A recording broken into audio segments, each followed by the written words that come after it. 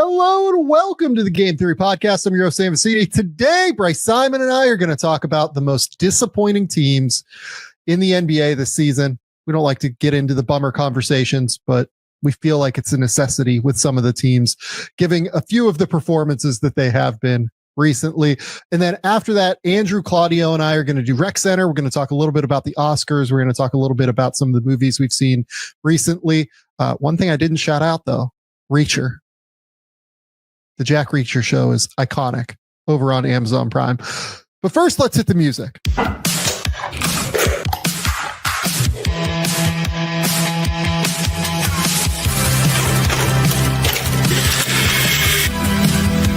have a timeout. Decide not to use it. Way downtown. Bang! Bang! What is this going to be? Wow! Are you kidding me? Hello and welcome to the Game Theory Podcast. I'm your host, Sam. But if you watch the tape, what you will see completely orchestrated this game. Bryce, what's going on, buddy? What's up, Sam? Listen, Jack Reacher is one that I have seen. Not the TV show or TV series, but I have seen that movie. So that's one I'm in on. I know that one. I like it. I've watched it multiple times. You should watch the TV show. That should be actually on your list. It is fun and silly enough. And like, frankly, for you, because I feel like you and Ranny tend to like a little bit more mindlessy kind of things, like after the day, because you both work and you have kids and everything. It's fairly mindless. Like it's a good, like perfect little like spot for you to be after a long day. The real deep thinking ones need a very specific night and situation, and like, oh, the kids are at their grandparents and it's just the two of us and we can sit down and just lock in on this.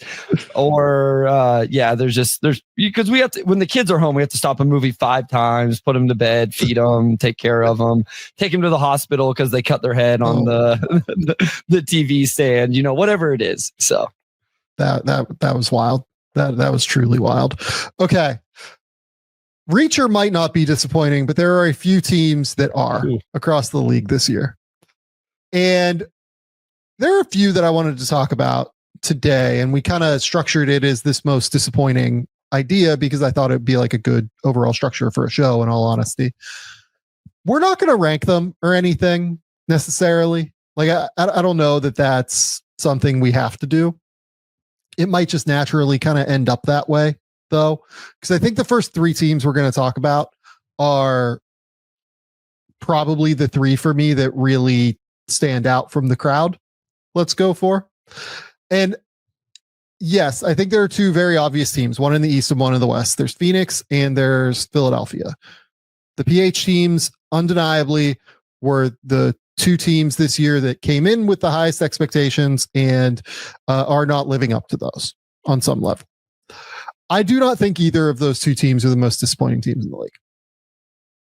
Yeah, this is fascinating. I don't know whether I want to talk about these 2 teams and then let you say your third one, or if we just get the cat out of the bag and get right to it. The only reason I want to get the cat out of the bag early is because I want to talk about this game from last night more than anything. I think Dallas is the most disappointing team in the league. Yeah, sure. And I feel for them. I feel for their fans. I feel for everything going on there right now. But the easiest way for me to explain why I think they're the most disappointing team in the league this year is because you had this player in Luka Doncic that the fan base had committed to, that your organization had committed to, that everyone loved, except seemingly like a few people within the organization itself, right? You move him. You watch this game last night against the Lakers where he is playing. And he goes for a triple-double. He obliterates them. Like, he still isn't even shooting super well yet. And you can just see how dominant he is coming off of this injury, even so. The reason that I think they're the most disappointing team in the league is that they gave like a pretty good fight last night. Like, they have their three centers out. All of Anthony Davis, Daniel Gafford, Derek Lively. All three of those guys cannot play right now. They have Kessler Edwards basically starting as their makeshift center at this point. And he's like trying fairly hard. Like Nick Stauskas can tweet about like, why is this guy in the NBA? But like Kessler Edwards is like giving effort. He rotates defensively. He knows where he's supposed to go. He battles for 15 minutes a night or whatever. That team in general, like fights, they scratch, they claw, they battle. If I was a Dallas fan, like in theory, that's the kind of team that like I would think people can get around, like that underdog who is staying competitive with like the Lakers, who have these two top 10 players in theory in the league. And yet Dallas fans, I mean, I saw it on social media last night, just like kind of looking at it. And honestly, if I was a Dallas fan, like I would feel this way too. Like they just felt demoralized by the entire thing. Like that was a game where they stayed tight with a team that played super well in Los Angeles. They were competitive. They were awesome on defense in that game. They did as well as they could have. That's like a performance in that singular game where you can be fairly proud of it, in my opinion.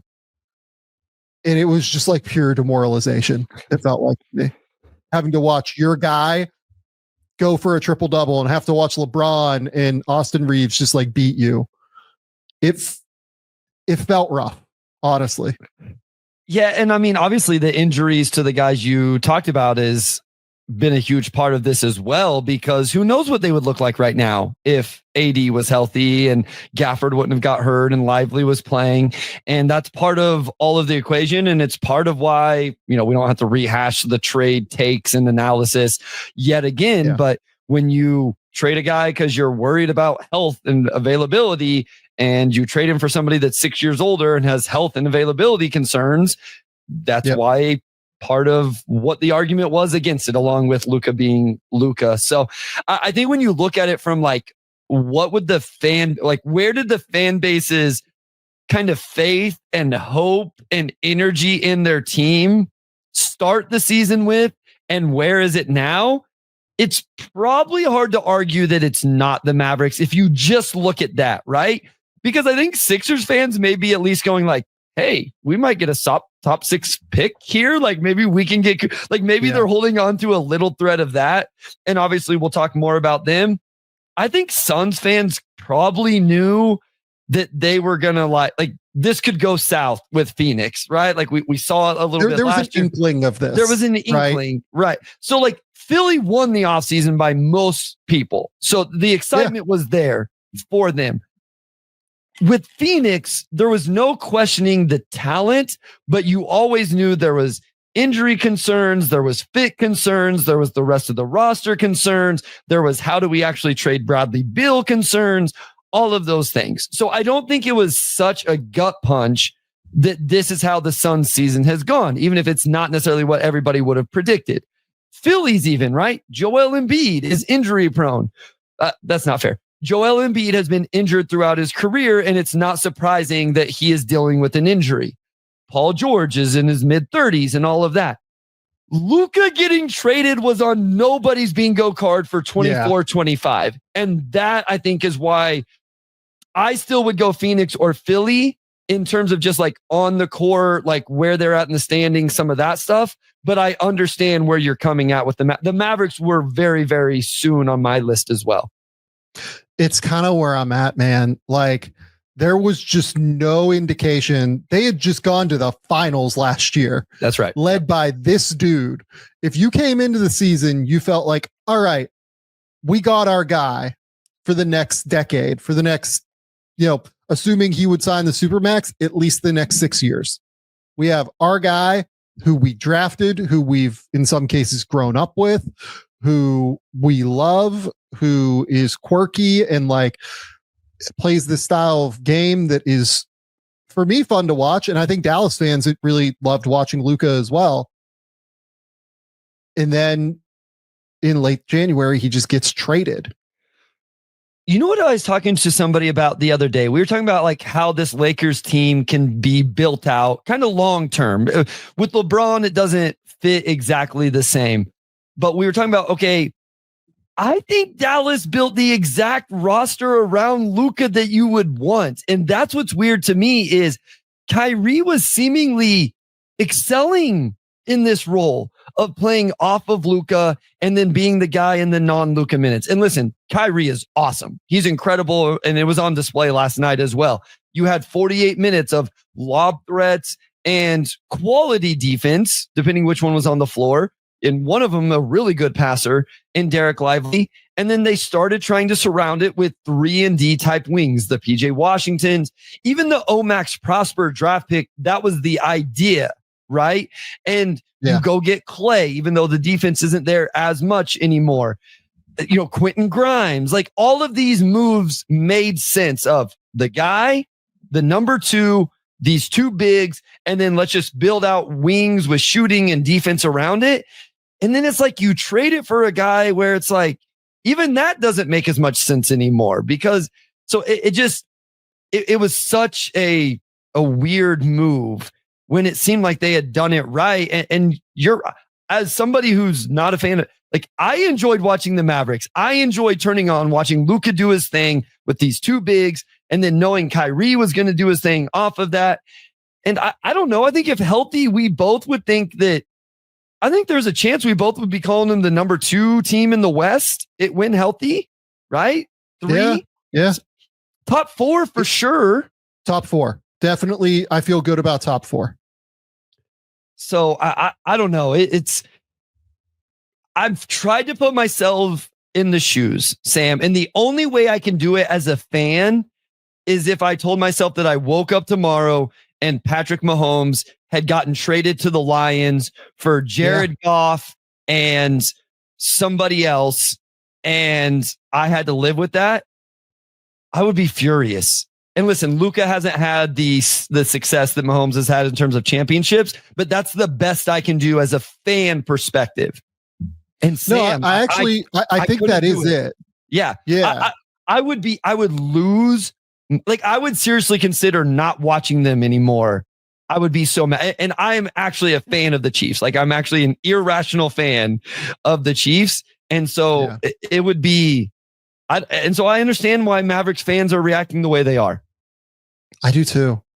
I completely get it. Like, I would be out of my mind with frustration and fury and anger about this situation because I think it's justified. I think it's real. So, like, to me, I mean, that automatically has to be the most disappointing thing because, like, let's say they win a title, right? Mavs fans will be happy. You know what I mean? Like, for sure. I don't think they're going to win a title, but, like, let's say that craziness happened and they did win a title. I think they'd get behind it. Like, I do. I think Mavs fans will get behind it because your team is, like, going to win. But I do think there would be a portion of the fan base that would have some questions about getting behind it. Like, I think by and large, probably 80+% of Mavs fans would be like, yes, we're locked in. Like, this is great. Nico did it again, miraculously, like, whatever. But I think there'd be a not insubstantial portion of that fan base that would be like, yeah, but, like, it isn't our guy. Yeah. You know, this is a fan base that, like, had Dirk for 20 years. You know what I mean? And they were planning on having Luka for probably 20 years, right? And to change that, like, on a dime, it's just got to hurt. And to me, that's what makes Dallas the most disappointing team this year because they have just, like, totally crushed their fan base. It feels like to me right now. And what makes this one even worse is we've seen face of the franchise get moved, right? We've seen these all-time greats end up on another team, but the fan base doesn't love it, but you almost understand it because it's the end of that's not Luka's in his prime, right? Like, that's what makes it so hard. Didn't want out in his prime, playing great, fresh off what we saw last season. And I'm probably doing Anthony Davis a disservice by doing the Jared Goff. I didn't think long and hard enough about what the Anthony Davis NFL quarterback equivalent is. I don't know. Maybe some people would think that that's a disrespect to Goff, but it'd be like I was going to say, literally it'd be like trading Jared Goff. I mean, I feel like that's probably fair. Yeah. Because Goff had a really good season. So anyway, yeah, I understand it, especially from the fan perspective, because it's tough, man. Listen, I was tuned in last night to see like how Luka would respond to every shot he made and who he would look at and what he would do. Can you imagine that game? Is it next month? Or in April when they go to Dallas? Like that thing is going to be. Listen, I hope everybody's healthy, because then it'll be an even better game, because the Mavericks are still talented, but that is it will be fascinating. Don't you think the Mavericks fan base will cheer every basket he scores? I think they will cheer every basket he scores that night. What do you think will happen? I don't know if they'll cheer him. I think they probably will. I think they'll cheer him. I don't know if they'll cheer every single basket. You know what I mean? Yeah. Like what if Luka hits a game winner in Dallas in the return? How does the fan base react? But like, this is the other thing about trading Luka. You know what I mean? Like, that's the kind of dude that is like going to be vindictive about this. He's going to, not the fan base. Like, he's always going to accept the love from the fan base. But every time that he goes to Dallas, I think he's going to try and kill them, especially as long as like Nico Harrison's there. Yeah, we'll see. I've said it from the start.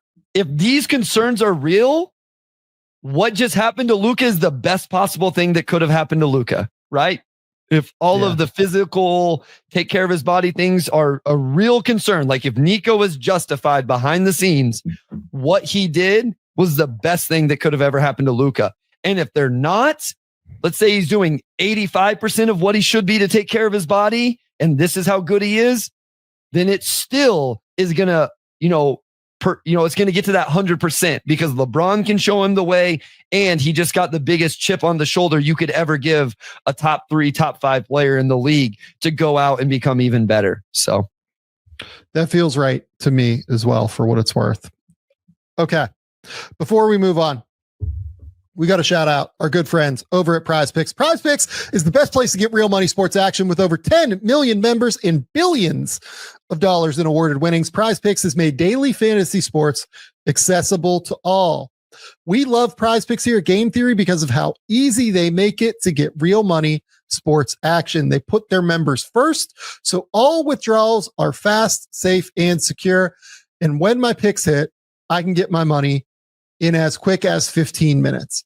If you think Stephen Curry's going to go for 5 threes next week, if you think that, Domantas Sabonis is going to have 15 rebounds in a game, you can make your picks in less than 60 seconds and turn your sports opinions into real money all season long on PrizePicks. Download the app today and use the code Game Theory to get $50 instantly after you play your first $5 lineup. Download the app today and use the code Game Theory to get $50 instantly after you play your first $5 lineup. PrizePicks, run your game. All right. Do you want to go to, we've now mentioned both Philadelphia and Phoenix. Yeah. Do you want to go to Philadelphia or Phoenix next? Let's go Phoenix, just because we have talked Philly recently. And so I would, not that we're not going to talk about them. Obviously, we'll get into that as well. But I think I would rather go ahead and get into the Phoenix conversation first and then go to Philly. And then obviously we'll bounce around after that. Okay. So Phoenix, I think Phoenix is probably my number 2 for what it's worth. I think so too.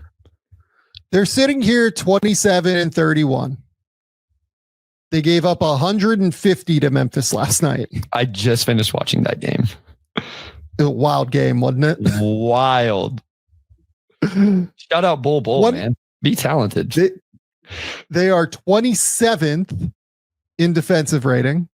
Looked like it. Bull, by the way, might have had something to do with them giving up 151. Oh, no. No question. I said he was talented. I didn't say he defended. They're 27th in defensive rating, 10th in offensive rating. The big 3 that they have assembled, like, truly just has not worked out in any way, shape, or form together on the court this year. I think that's what makes this so hard. right? If you look at when Bradley Beal, Kevin Durant, and Devin Booker have been on the court together, they've played 526 minutes. They are losing those minutes. The Phoenix Suns are losing the minutes where those three are on the court together. Like, it's actually a little bit hard for a team to be losing the minutes when your three best players are on the court together. Like, even if I was looking at Charlotte earlier, for instance, right? Because I was like, is there a case that Charlotte has like kind of disappointed this year just because they've been so rough? Crazy hurt, right? Like those guys, how much have those guys played together? Only like 300 or so minutes. But like, if you look at Brandon Miller, LaMelo Ball, Miles Bridges, like even when that trio is on the court for Charlotte wins its minutes. Wow. Like, as a point of comparison to what Phoenix is. So like, ultimately I didn't put Charlotte on this list. I was like, okay, you know what? Like, maybe you can make a case that this might work when they're healthier and everything like that. They just dealt with a lot this year. But I think that does kind of also put in perspective, though, that the level to which these three together has not worked this year is that the Charlotte Hornets, with their three best players on the court, have a better net rating than when the Phoenix Suns have their three best players on the court this year. Sam, here's what's crazy. Individually, they're not having bad seasons. Durant is averaging 27 on 50, 40, 83. Booker is averaging 26 on 46, 34, 90. 3-point percentage a little bit lower there, but he's averaging 7 assists. And listen, Bradley Beal's like 18 a game, maybe doesn't stand out. He's doing it on 50, 41, 82. Like, you just look at the raw numbers and it's like, these guys are so talented. Well, and I will say this. I will cut you off just a second. Yeah, sure. I do not think Devin Booker has had a great year. Sure. Like, I think that's where this kind of starts. And Devin played really well last night. He had 28 and 10, and Bradley Beal had 24 and 11, and Kevin Durant went for 26, 8 and 7. Like, those three last night. 5 guys have 20, right? Didn't Bull end up with 20 and Grayson with 20? It's absolutely correct. That is 100% correct. And they still lost because they cannot defend a soul, and because Desmond Bane went off, John Morant went off, Jaren Jackson went off. By the way, do you know what John Morant and Desmond Bane shot from 3 in that game? I don't. I know Phoenix was awesome. I don't know what those two were for Memphis. They went 4 for 21 combined. I knew John. I thought John missed quite a few, even though he was good down the stretch. And like Jalen Wells had 5, and Jaren had 3, and Santi had 5. Like, don't get me wrong, they shot reasonably well. Memphis, like, they shot like 40% from 3. But like, even their best players went off without shooting well. Yeah, is the issue. Like, they just have no chance on defense. Anytime I watch Phoenix, I just like it is really, really hard. And I thought they think that Nick Richards was going to be like their savior on defense, and it's just like they're like getting a athletic defender was going to be their savior at the big position. And it's just like, no, like you guys can't slow anyone down at the point of attack. No, they can't guard anybody. And so that's an issue. I don't know. Is Ryan Dunn their best defender already? Close. One of their. Oh, for sure. Okay. It's him or Kevin Durant. It's like not even like Royce is fine. Don't get me wrong. Yeah. But like, to me, it's one of those guys. So here's what Ryan Dunn has done over the last 13 games. Played less than 10 minutes. So they're not even playing him anymore. Like, I don't know what Oso is going to end up being, but like bringing in Nick Richards we talked about it, like not the most exciting move. You play 53 minutes of Nick Richards and Mason Plumlee last night.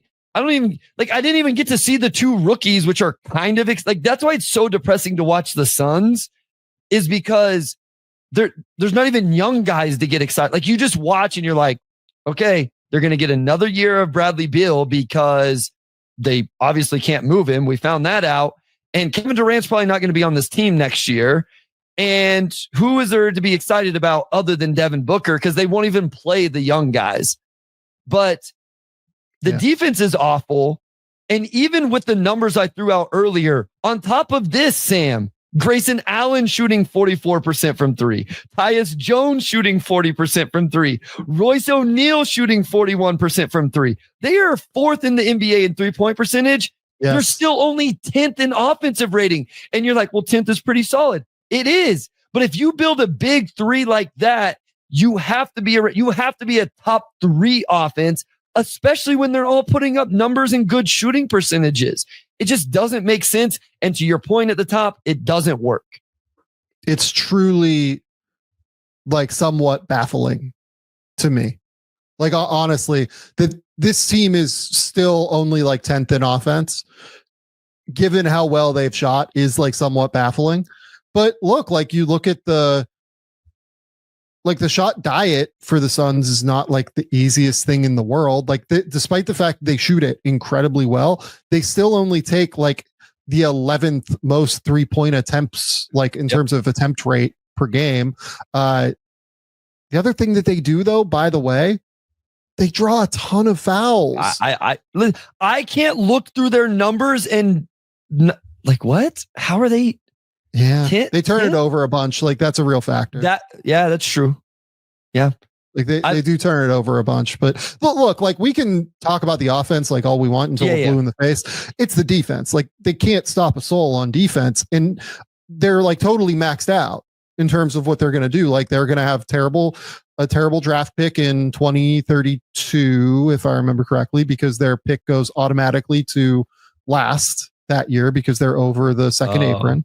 Yep. Like they're in like a really, really bad position right now. They almost have to break this thing up. Like if they finish this year with a losing record, they have to break this thing up and like try and rebuild on the fly around Devin Booker. Otherwise, like if I'm Booker, I'm looking at this thing like, wait, what am I doing here? Like what are we doing here as an organization? And like if I'm a Suns fan, I don't want to hear that because again, like Devin to me has been like a top 25 to 30 player this year. He hasn't been a top, 12 player like we've seen him be previously. But like that's the way that this goes in the NBA too. And when you talk about like a fan base's like morale, again, I think it'd be hard as a Suns fan to get excited. Like this is the only, like one of the reasons I had them higher than the Sixers is I think Sixers fans could like, I guess you have Booker if you're Phoenix. Philly at least has Maxey, but the potential draft pick was kind of the tiebreaker for me. But yeah, I mean, Booker's 28. I feel like you have to, if you're that front office, you have to sell this offseason and pitch to Devin like maybe one bad year. And then like, we're going to take 1 year to reset this thing. Maybe like see if he'll give you 1 year to do it. It's not going to be this year. Like I don't even know if they're going to get to the play-in, Sam. Like, guess who has the hardest strength of schedule just via? It's Phoenix. They have to play the Cavs, the Thunder, the Celtics twice, the Nuggets, the Grizzlies, the Knicks in their 24 games left. And I think more so, they have 2 against the Pelicans, 1 Raptors, 1 Bulls, 1 Spurs. Like when you look at kind of the easiest opponents, how Tankathon lists it, they have the least amount of those games, which means they have a lot of games in the middle. So maybe that means like if they figure it out for a little bit, like maybe they win some of those. But man, it just, they haven't been healthy, but that's kind of the other interesting thing. Durant's played 45 of 58. Booker's played 52 of 58. Bradley Beal's played 41. He's back in the starting lineup, by the way, for anybody who hasn't watched the game recently. Jones has played. O'Neal has played. Like, it hasn't been like catastrophic in terms of that. And they're still sitting here at recording 4 games under 500 and 2.5 out of 10th. They're 2.5 out behind the Kings. It's crazy. No, like they are in genuine trouble to make the play-in, which is not something I expected. And oh, by the way, like you can't say at this point, oh, I'm sure it's just the coaching. You know what I mean? Because we're on 3 coaches in 3 years, right? Yep. And it just hasn't worked. And so you run out of time with Durant because Durant can be a free agent after next season, and he is 36. And as much as I love Kevin Durant, like he's not getting younger. Doesn't get easier as you get older. I think they have like backed themselves into a corner where it look like it feels like it's going this way anyway, but like you probably do need to move Durant this summer now. That to me is going to be another fascinating, like, what is the value of an awesome 36-year-old Kevin Durant who will be extension eligible, 1 year left on his contract, and then an unrestricted free agent? Like, what does that trade even look like? Like, obviously, you're going to get a return, but I don't know that you're going to get the haul that people may think when you first say the name Kevin Durant. I don't know. I had a couple of people ask me this question that work for front offices. And I said, like, I don't know, like equivalent of like 3 or 4 firsts. I don't know that, like, people are going to be like, well, Mikal Bridges got 5 first rounders. Like, what are you talking about? I thought about like, this. We gotta get that trade out of our head. I think we will look back and say that we said it at the time that it was an overpay. Looks even more so right now.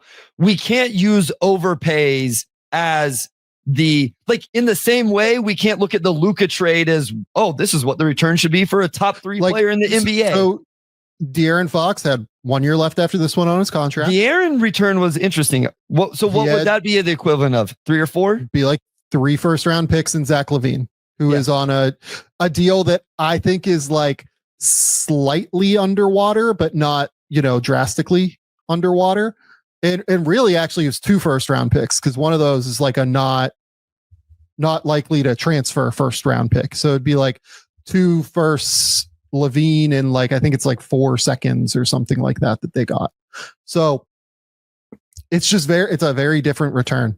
Like it is a very, very different return. And I have as many questions as like you do about how they are able to pivot out of this the way that you have to pivot out of this now. Like, I know that Matt Ishbia just wants to throw money at things and prove that like he's going to be a owner that is willing to spend. And I mean this genuinely. I respect him for being willing to like throw money at problems. I don't respect the like basketball side of what they've done so far. Like, I think that they completely bungled the deadline in terms of like their order of operations.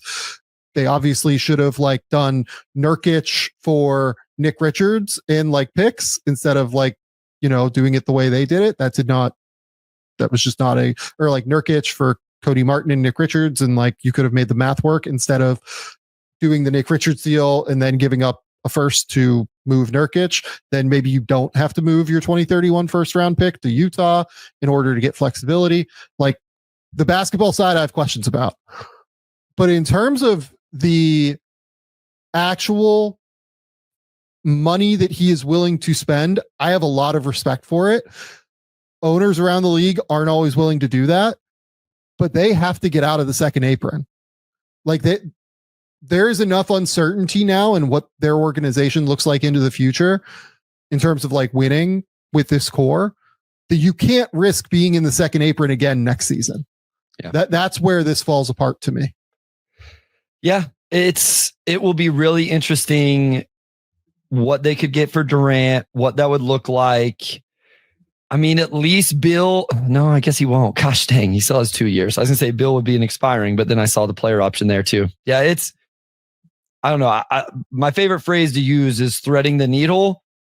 I think they're going to have to really thread the needle for retooling. I won't even say rebuild, because I don't know that you can go full rebuild in the situation they're in and with Devin Booker unless you just move all of them.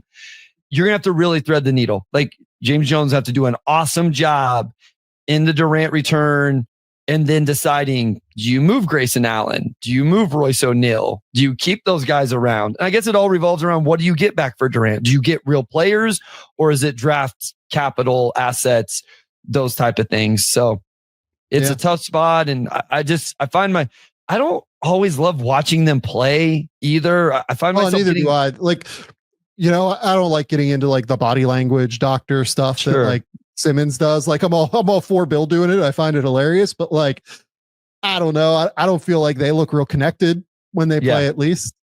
I get frustrated. I bet of the how many ever games, double digit full games I've watched this year and taken full notes on, I bet every single one says, why can't they use their talent to create easier looks? And I guess the pushback is like, Bryce, you just mentioned earlier how good their percentages are. I just think it could be easier. In this Memphis game, I actually thought they did some interesting stuff. Like they were running off ball screens, curling to the basket. They were setting a bunch of flare screens, and it actually got easier looks. But there's some games where I watch and I'm just like, this is way more difficult than it needs to be whenever you have that much talent on the floor. So it's not something I always enjoy, along with how bad the defense is. Just they don't have good defensive players. It's hard to build a good defense. It is. Yeah, it's really rough. It's really rough. All right, we've gone on enough about Phoenix. I feel like at this point, I feel bad for their fans on some level at this point too.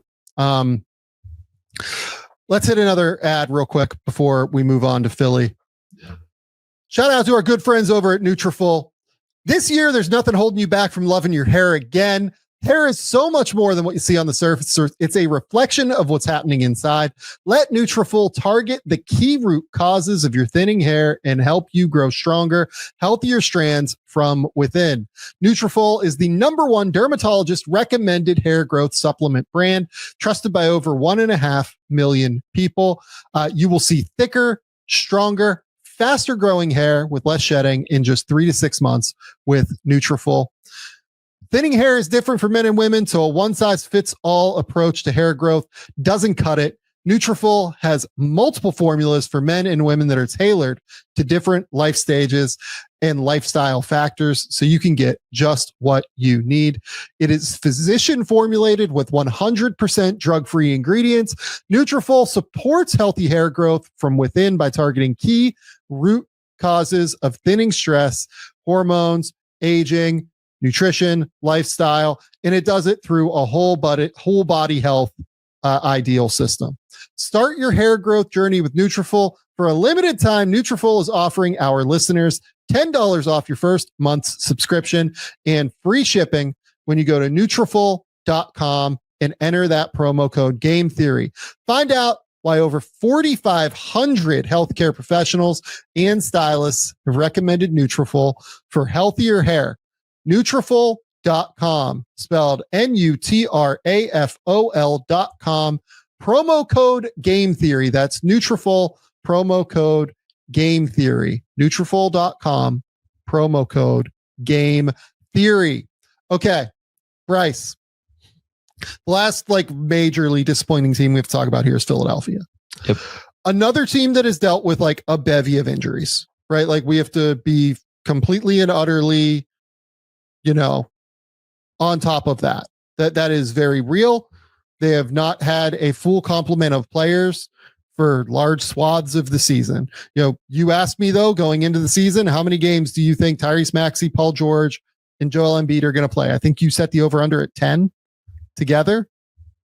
No, it was more than that, but it was close. It was like 20 maybe, and they're going to go under that. It feels like, because they're sitting here at 20 and 37. They are 12th in the Eastern Conference. They have the 26th ranked defense, the 23rd ranked offense. Frankly, I think a lot of their offseason moves, other than the big two that they made, have actually kind of gone okay. Kelly Oubre, I think, has played about as well as you can expect Kelly to play. He is active on defense. He isn't a great shooter, but he is a consistent offensive source from time to time. Gershon Yabusele has been as big of a home run on a minimum deal as you will find league-wide. They drilled their draft pick with Jared McCain. 23 games is what he was able to play, though, before he ended up having that knee surgery. Justin Edwards looks like a potential keeper. And yet, the issue is that Paul George is having a worse season than Tobias Harris right now, which is hard for Philly fans to hear, but is probably true, right? Yeah, sure. I'm not saying you're saying Tobias has been a dude or anything, but Tobias's role is a little bit different. Tobias has been awesome for Detroit, but to your point, the fact that the numbers are even close and it's even a conversation is all that needs to be said. Because even though Tobias is overpaid, Paul George makes $23 million more than Tobias Harris. And so should absolutely, if you said, hey, who's having a better season? Paul George for the Sixers, Tobias Harris for the Pistons, it should be a split second answer with no hesitation and no nuance required whatsoever. That's the issue. Yeah. I think that's right. Like it is pretty wild that this is where we're at with Paul George. And by the way, like, I don't know if you saw earlier, Paul George said he is suspending the podcast right now in order to try to help Philadelphia win. It's like, my dude, where were you on this 3 months ago? Or like 2 months ago when things were still going like really bad, or like could have been like rolling okay. But like Joel is now sitting out for the extended future, it seems like, while they figure out what's going to happen with him. Like, I don't understand why he's doing that now. Like, keep doing the podcast. I don't think Philly fans are going to care about that. Like, there's no reason to. Like, just go do your thing now. There's no person I feel like that has, it drives me crazy. There's no person that has like a worse sense of like the feel for how people like assess a situation than like what Paul George might have, I guess. And I say this as somebody like, I love watching Paul George play. I thought this was a great signing in the offseason. I've not loved him this season, but I've long been a Paul George like defender. But he needs to get like a better sense of the occasion here, I feel like, is where I'm at on it. Well, my thing is like, listen, I'm not saying doing a podcast is easy. And we put in a lot of work, but that's because we talk about the entire NBA. And I've never listened to Paul George's podcast. I'm sure it's great, but I can't imagine they're talking about the entire NBA and NBA draft in the way that we do. My point is, it's a genuinely good show. I don't mean to disparage it. It's a genuinely good show. I'm sure it's great, and I'm sure it's great content. I guess my point is, like, why is that the thing that's going to give him more energy and focus to go be better than what he's been? You know what I mean? Like, is his podcast taking up that much energy that he can't be the 100%? Because if it is, this shit should have happened 3-4 months ago. Like, this is an issue.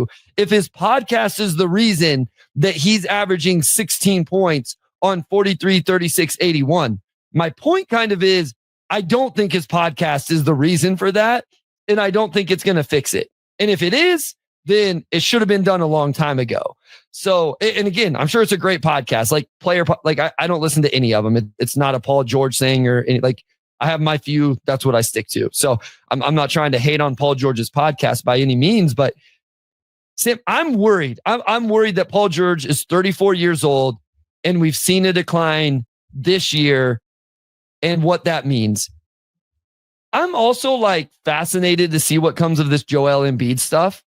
Tell me if I'm wrong in my way of thinking. I'm actually nervous that it's not going to be a surgery. Like, I want something to come out that says this is torn, whatever, and we're going to have surgery and we're going to fix it. In a weird way, that would actually make me feel better than if they just say like, oh yeah, rest and rehab and whatever, and then he's going to come back healthy. And maybe I just want to like have a tangible thing that I can say is what's wrong. Because if that's not it, then I'm worried it's just like his knee is breaking down because of the wear and tear on it. And I'm talking about Embiid. Am I crazy for thinking that way? I don't know what to think. Okay. To be honest with you. I feel for Joel first and foremost 100%. With it. Like, that's the biggest thing. Like, we just saw him last year, like up until he hurt the knee. I mean, he was like obliterating the league. He was going to be the MVP of the league, Sam, right? He was as good as we have seen a big play in a long time for like those first 30 to 35 games. And for it to now be, we wonder, was that the best of his career? Like, is that the last time we're going to see him at full health? I mean, it's terrible. Like, first, like it's awful. It's an awful thing to think about. But if you're the 76ers, it's the thing I don't even know like how you go about building your roster like beyond just like going to get like an elite backup center. That's where they really like fuck this up, is they probably just overvalued Andre Drummond, when Drummond has probably been like the least valuable player in the league this year in terms of like having to play a lot of minutes and then also not being very good in them, frankly. Can I give those numbers on Embiid real fast? Because they're stupid. Yeah, they're insane. Go ahead. So this is from the 23-24 season. This actually stretched from 23 into the end of January of 24. 33 games. 36 points in 34.2 minutes on 54, 37, 88 on 12 attempts a game, 11.4 rebounds, 5.8 assists, just under 3 stocks. That's what this man was putting up. Sam, that's barely over a year ago. The end of that stretch was 13 months ago. I remember where I was when he got hurt. I was sitting in Ballarat at the Australian Under-20 Championships, sitting with the Perth Wildcats general manager, Danny Mills. And we were like, just kind of looking at our phone or whatever in between games. And we saw it and we saw the injury and we're like, fuck. Because the reason that we were like, fuck, is because Danny used to work for the 76ers as a scout. Okay. And we were sitting there and we were just like, fuck, I can't believe this happened again. Like, I can't believe this is happening where he is hurt again. It was just disappointment more than anything. And yeah, and here's what's crazy. He was so good. In the playoffs last year, in 6 games, and I realize they lose, he averaged 33 in 41 minutes. The percentage is not as impressive, 44, 33, 86 on 13 attempts. Like, it's not nothing. 11 rebounds, 5.7 assists, 2.7 stocks. Like, this is what's confusing to me. And this is why I say, like, I almost in a weird way just wish they would come. Like, the MRI just says, hey, you have a torn such and such. We can go in, have surgery and fix it. Because we saw him play in the playoffs. And it wasn't the Bell's palsy thing was last year too, right? Like, he was playing with freaking Bell's palsy along with everything else. We saw him play in the Olympics. And then this year has just been, I'm with you. Like, this sucks. Because I watched Joel. I was a KU like fan when Joel was coming through Kansas. And so I've watched him from, when he came in there, and it's like, just watch it grow. And it's like, man, it sucks for him. It sucks for the team, and it sucks for the Sixers fan base that, we've been cheated out of so many games of what is truly an unreal talent. And his game is predicated on movement, Sam. Like, it's predicated on being able to do these crazy things at his size. And that's why it's really scary they go fast. Well, here's the crazy thing about it. Watching him this year, I think we can all agree that like he has looked quite poor this year comparatively to what we expect. Standards. Right? Yes. Like, he's not moving well. He's not helping the team. Like, defensively, it's a real issue, particularly. It just feels like he can't move a lot of the time. And yet he's averaging 24. Yeah. And it's an inefficient 24, but like, he's still capable of like creating those shots, right? Their defensive rating when Joel is on the court drops like all the way to 111, just because he's so big and long and like shuts down the paint, just being that big and long on the interior. Like, comparing him to Andre Drummond is just like a massive joke on defense. Like, they are a worse overall team because he can't move, and like, they have to kind of have him in the post, in the mid post, at the elbows, like where they want him. Because again, like, he just can't do the perimeter things that he's used to doing. So their offense is like drastically worse when he's on the court right now because they can't space the court properly. But that he's still this good, even playing at Bryce, it looked like he was playing at 50%. Yeah. Of like what his like capability is. And he still was able to like put that up. Like, that's what makes this crazy. And that's why this season like kind of sucks for Philly fans. And to me, like, yes, the biggest disappointment is the Joel injury and like the uncertainty surrounding the Joel injury. I mean, I would be more frustrated. I wouldn't be frustrated with the Joel thing if I was a Philly fan. I would just feel for him more than anything. I would be frustrated with the Paul George thing because like he has just not played well at all, basically. I think the reason I have them not as high on this list, like below the Suns a little bit or whatever, is I think I have a little more faith that this thing 12 months from now could be completely different though, right? Let's say whether it's surgery, whether it is rest and rehab, whatever, Embiid is still 30 and has going to end up playing 19 games this season. He's going to end up playing, where is it at with Embiid? Total minutes, 575 minutes. I don't think we'll see him again the rest of this year. Maybe they shut Paul George down. I don't know, maybe not based on the podcast comment. You have a young Tyrese Maxey.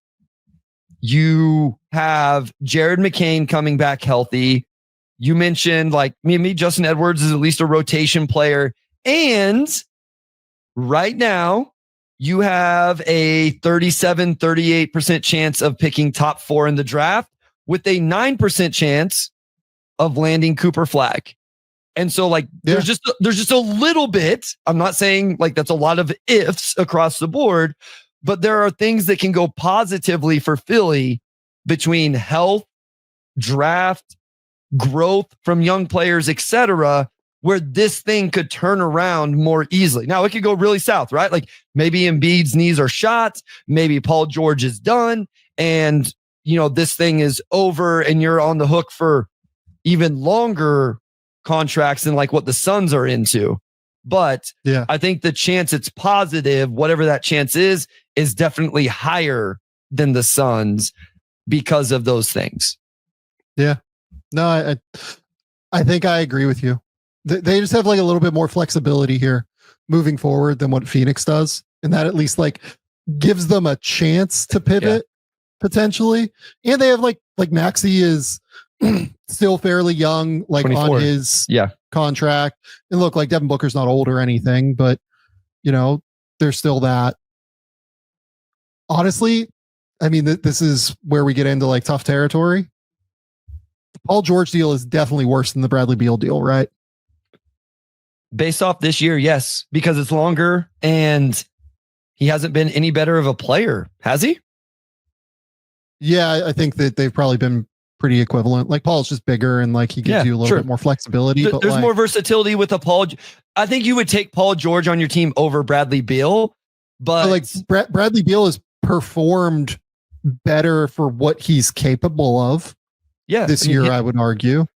Yeah, but so to me, like we're like all of a sudden we're like, okay, Paul's a little bigger, maybe still gives you more defense. Like I don't know, Brad like at least takes the matchups for the Suns. Right. Brad has 2 years, Paul George has 4. So to me, that's the tiebreaker, or even if it's not a tie, I think that would swing it in Bradley Beal's favor. Unless you're just gonna tell me that again. I would almost feel better if you told me there was something wrong with Paul George, like very specifically that like, hey, this thing is going to get scoped or fixed or rest will fix it. And because he's dealing with a back every night or something, like I'm literally just throwing out things here. I just feel like with both of these guys, I struggle because I don't know exactly what the issue is, like the very, very specific thing to point to. So with Paul, especially, it just makes me think that like he's 34 and not everybody ages like LeBron or Kevin Durant or Steph. Like I think sometimes we get used to what those guys have done and maybe it does become more of the norm, but like that's not always what happens whenever you hit age 34, 35, 36 as you continue to play at the level those guys are playing at. You're not wrong. You're absolutely not wrong. Okay. Bryce, who was your next team? I don't know. I struggled. So the team I would go with, and it's not a whole lot of fault of their own, is probably the Pelicans, just because of the injuries that's happened to them this year. And again, I'm not blaming them. There is a little bit of like, I text you one day and was like about the Hawks trade, because I think Dyson Daniels is awesome. And like, it's an issue. The Hawks trade is an issue. And so, but DeJounte's hurt, Herb is hurt, Murphy missed games, the whole Zion stuff. Like, do you think they would have got assets for CJ at the deadline or no? I mean, like, not significant. I don't think they get a first round pick. Yeah, not enough for it to matter. So, but yeah, like I just, and a lot of this isn't their fault, but it was an interesting roster coming into the season, and it just hasn't played out. So I think that's right.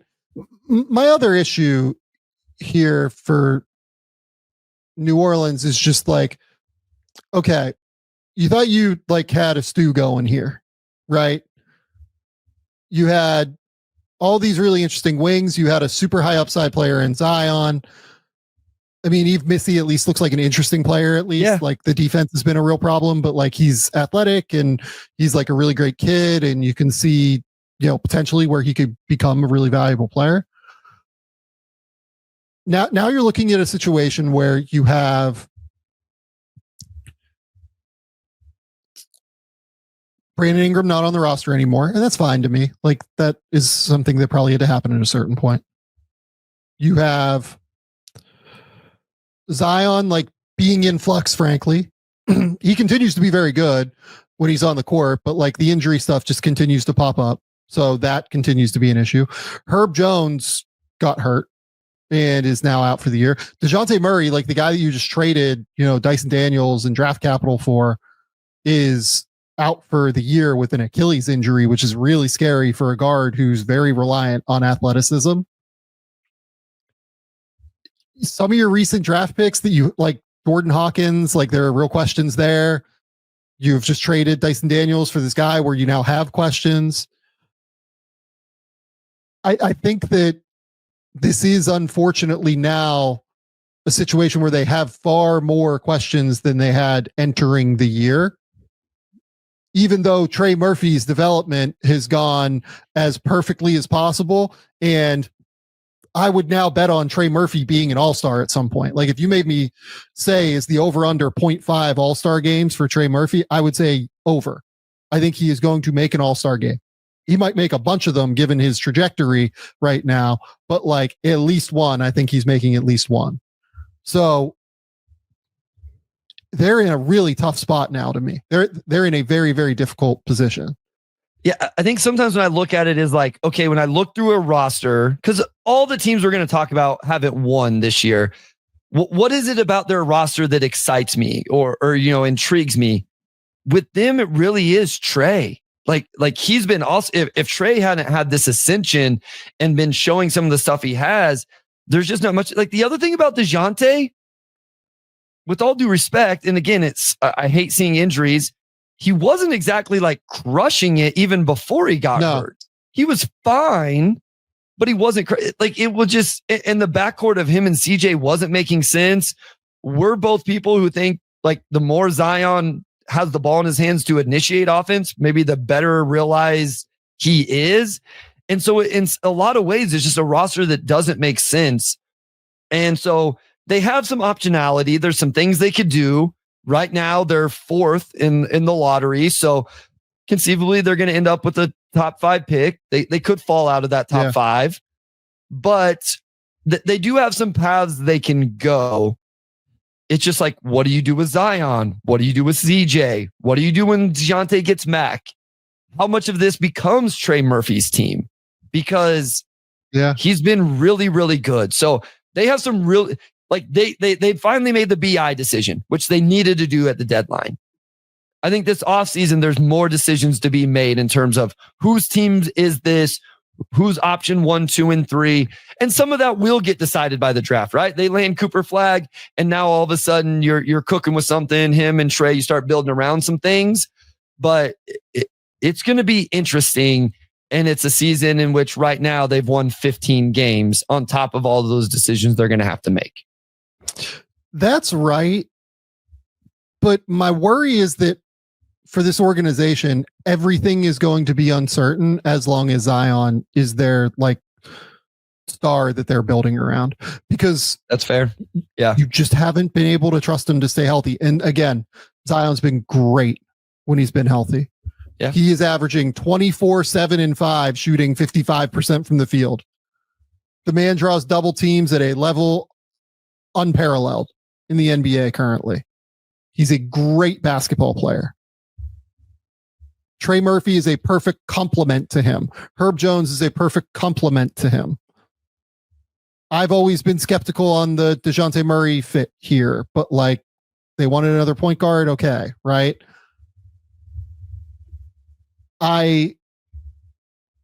It's hard to figure out what they are as long as Zion is their star and as long as his health stuff continues to pop up, where we really truly only have 2 full seasons out of 6 now of Zion playing basketball over 60 times in a season. Yeah. I'm sorry. We only have 2 seasons now of Zion playing basketball 30 times in a season. Which is yeah. No, that baffling. That is true. Yeah. Yeah. This year he will likely pass 30, I would guess. But like it's a question to me. I would think he'll get there because he's playing right now, but like I don't know, man. They're in a funky spot to me. They're in a very, very funky spot that I didn't think they were in. Like I took their over on win total. Their win total was like 46 entering the year. Yeah. It was a talented roster, right? Coming into the season with Zion, CJ, DeJounte, BI. Yep. They had a lot of now there was the real center question, right? Like and I think that speaks to the talent. We spent a lot of the offseason saying, what are they going to do at center? What are they going to do at center? Yep. If this team gets a center, they could be really, really interesting. They never really answered it. As you mentioned earlier, he's been a little bit better than what you would have thought. But I think that speaks to what we thought they could be, where we spent if we thought they were going to suck, we wouldn't have cared whether they had a center or not. Like, yeah, play your rookie center and find out. We spent a lot of time talking about center options and all of that. I was looking at Zion's B-ball reference. He was 3rd in rookie of the year and he only played 24 games. That's crazy. It was insane. He was so good. It was so good. He has been great from the moment that he hit the NBA. It's just that he hasn't played enough. He has played 205 games in 6 years or 5 years and 3 quarters to this point. And that's an average of under 40 games a year. And that's not enough. He's playing less than half of the season. Yep. So far. So you can't really do it that way. The next team that I had, for what it's worth, is I had Sacramento here. Yeah. And again, this isn't due to anything that is like Sacramento's fault necessarily even. It's just like, it is disappointing that the De'Aaron Fox move happened.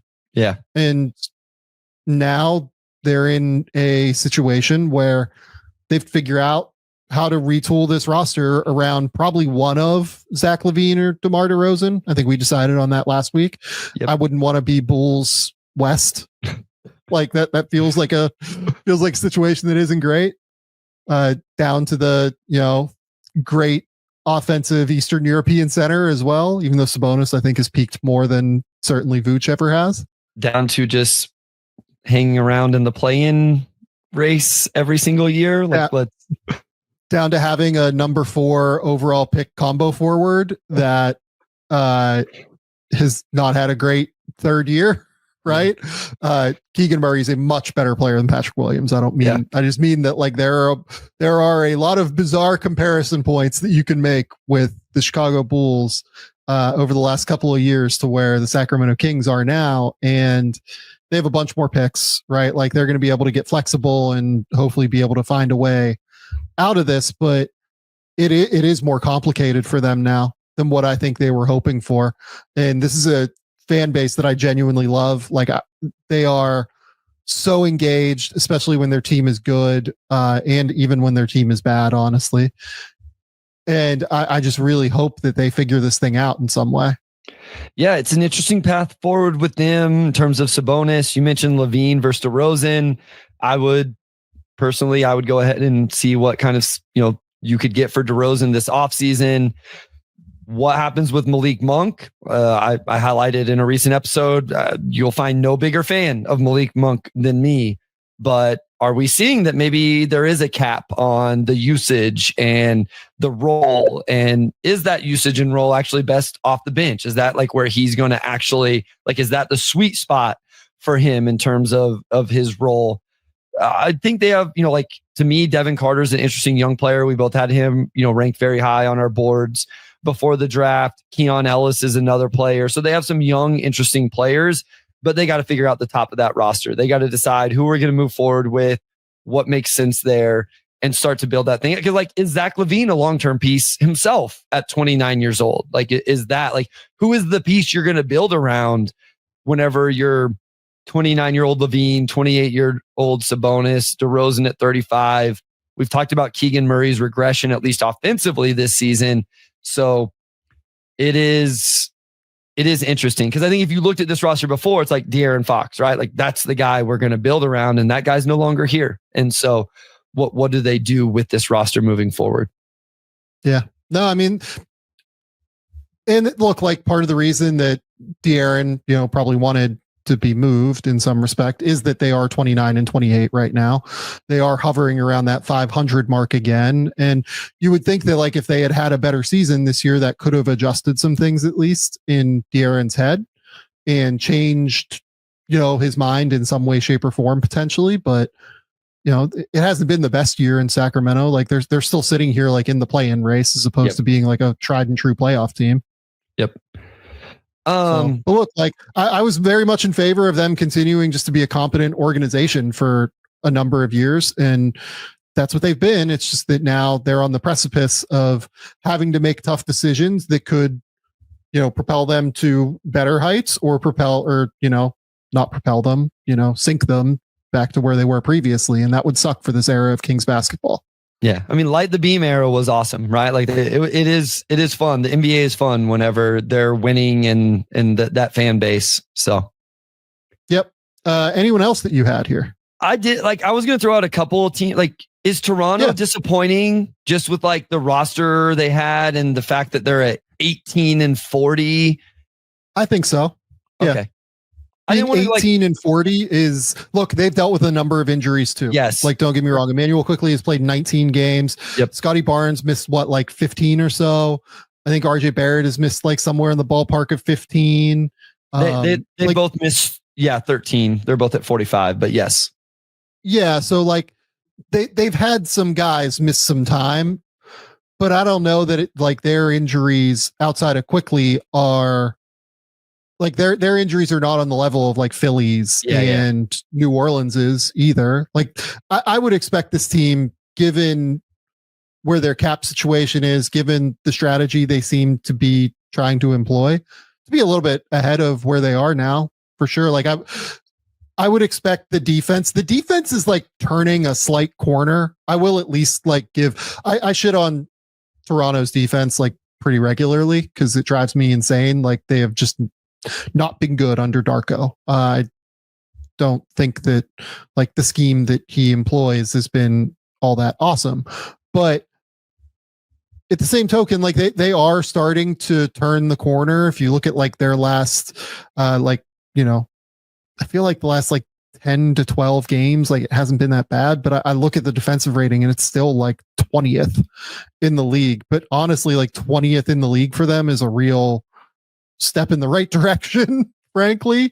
When I watch them, I feel like they are more competitive on that end, at the very least. And, like, they need to figure some shit out across the board. Like, and they keep going all in on, look, we've done this ad nauseum with Toronto, like, continuing to buy, like, going Brandon Ingram is like and signing him to his 3-year extension. And I don't think this is what it comes down to for me. I really like Scotty Barnes as a player. I think he's going to be very, very good. I think he's going to make more all-star games, everything like that. I do not think he is the guy. Like, I don't think he is the number one option that leads you to, like, a top 2 or 3 seed in the East necessarily is your offensive option. And the big reason for that is just that the shooting has not come around, and he has been just quite inefficient this year. Like he is 8% below league average in terms of true shooting percentage right now.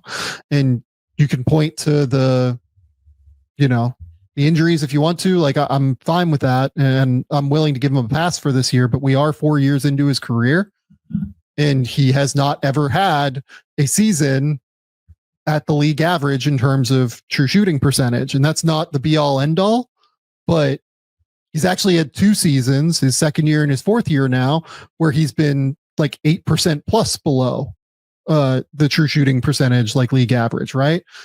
Cade Cunningham, for what it's worth, like also has never gotten to that league average number in terms of true shooting percentage.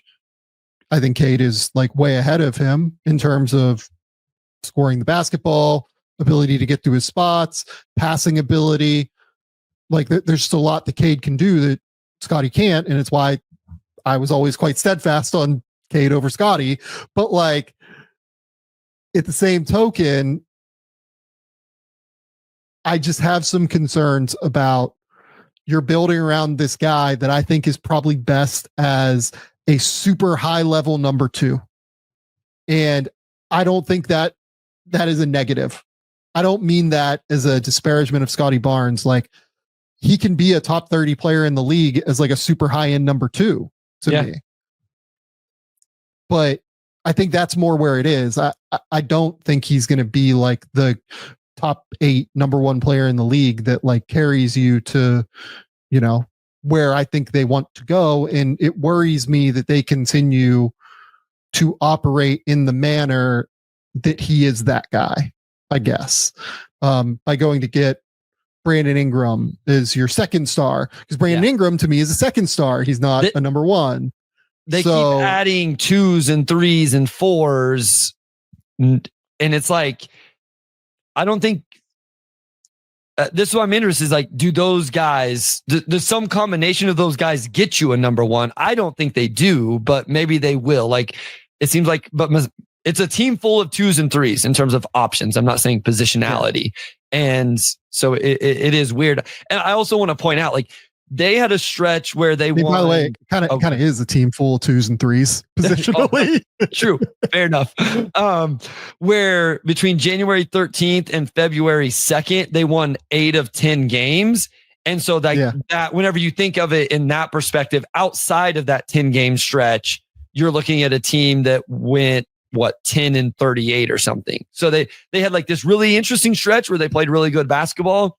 And then outside of that, it's been even more disappointing. So, yeah, no, I agree. I just feel like this team, and again, the Quickly injury is a real factor here. Like when you watch them and Scottie is like trying to carry the entire load offensively, it's not great to watch, frankly. Like it's actually quite difficult a lot of the times. And having Quickly there would be such a big benefit, in my opinion. Having like a secondary ball handler who could take some pressure off of Scottie. I don't want to sit here and say that that's not a factor. It absolutely is a factor. It's a huge factor, I think, when you watch them.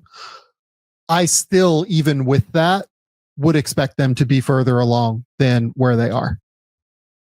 Yeah, I just, as I was looking through standings, because obviously this is what it boils down to a lot. They were a team, as I went through my second look after some of the teams we've already talked about, I was like, man, I probably would have guessed that team won more games this year. So I would guess that team should be the no doubter, given where Philly sits, where Chicago sits, where Brooklyn is. Yeah. That team should be no doubt like in the play-in right now.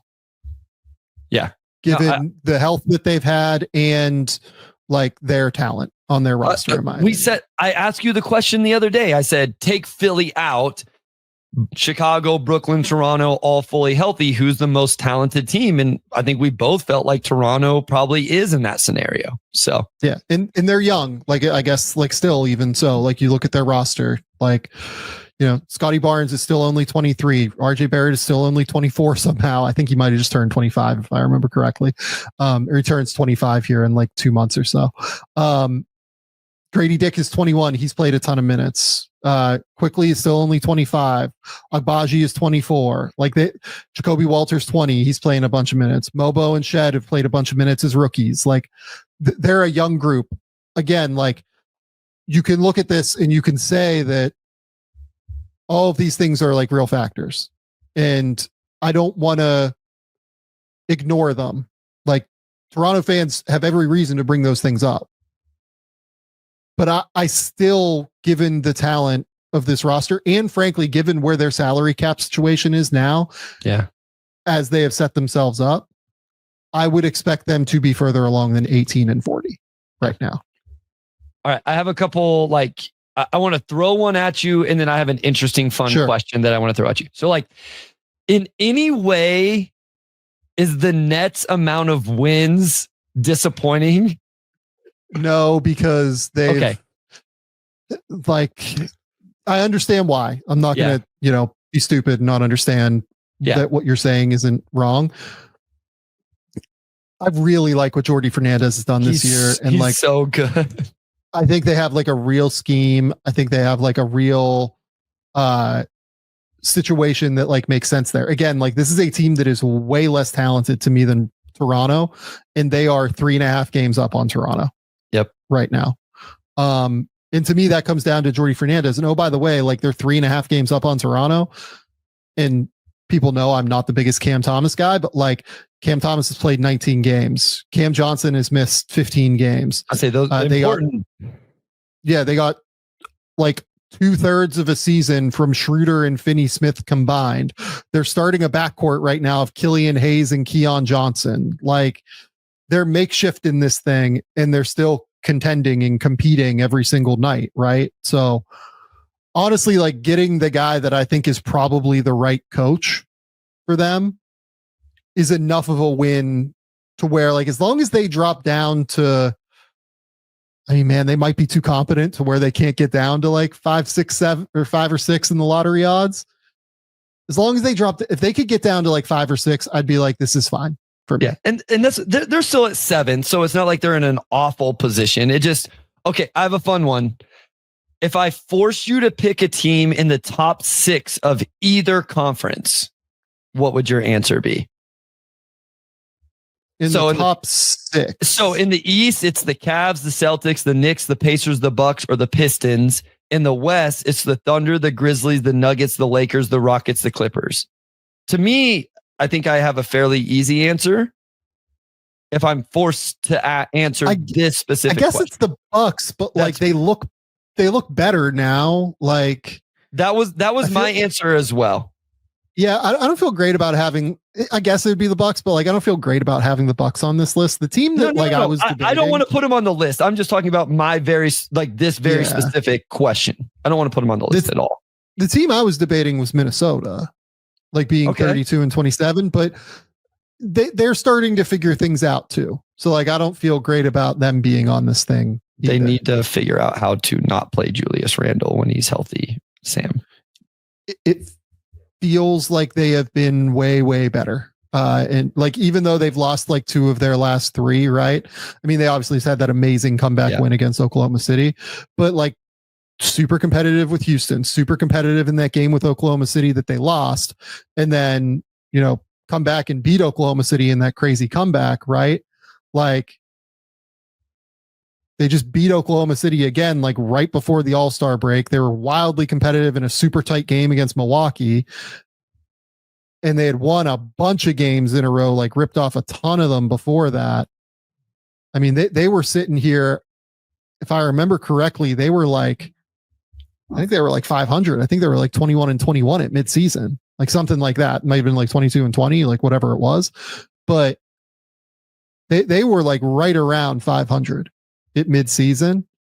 And they're now sitting here like, 5 or 6 games above 500 and playing better against good teams and figuring it out.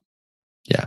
No, it was just it was an interesting question. I think it's about the only team you can answer because like the Nuggets at one point maybe were the answer, but they've turned it around so much that I don't think they can be. The reason I say the Bucks, and like this is just like, I don't know, a perspective for me.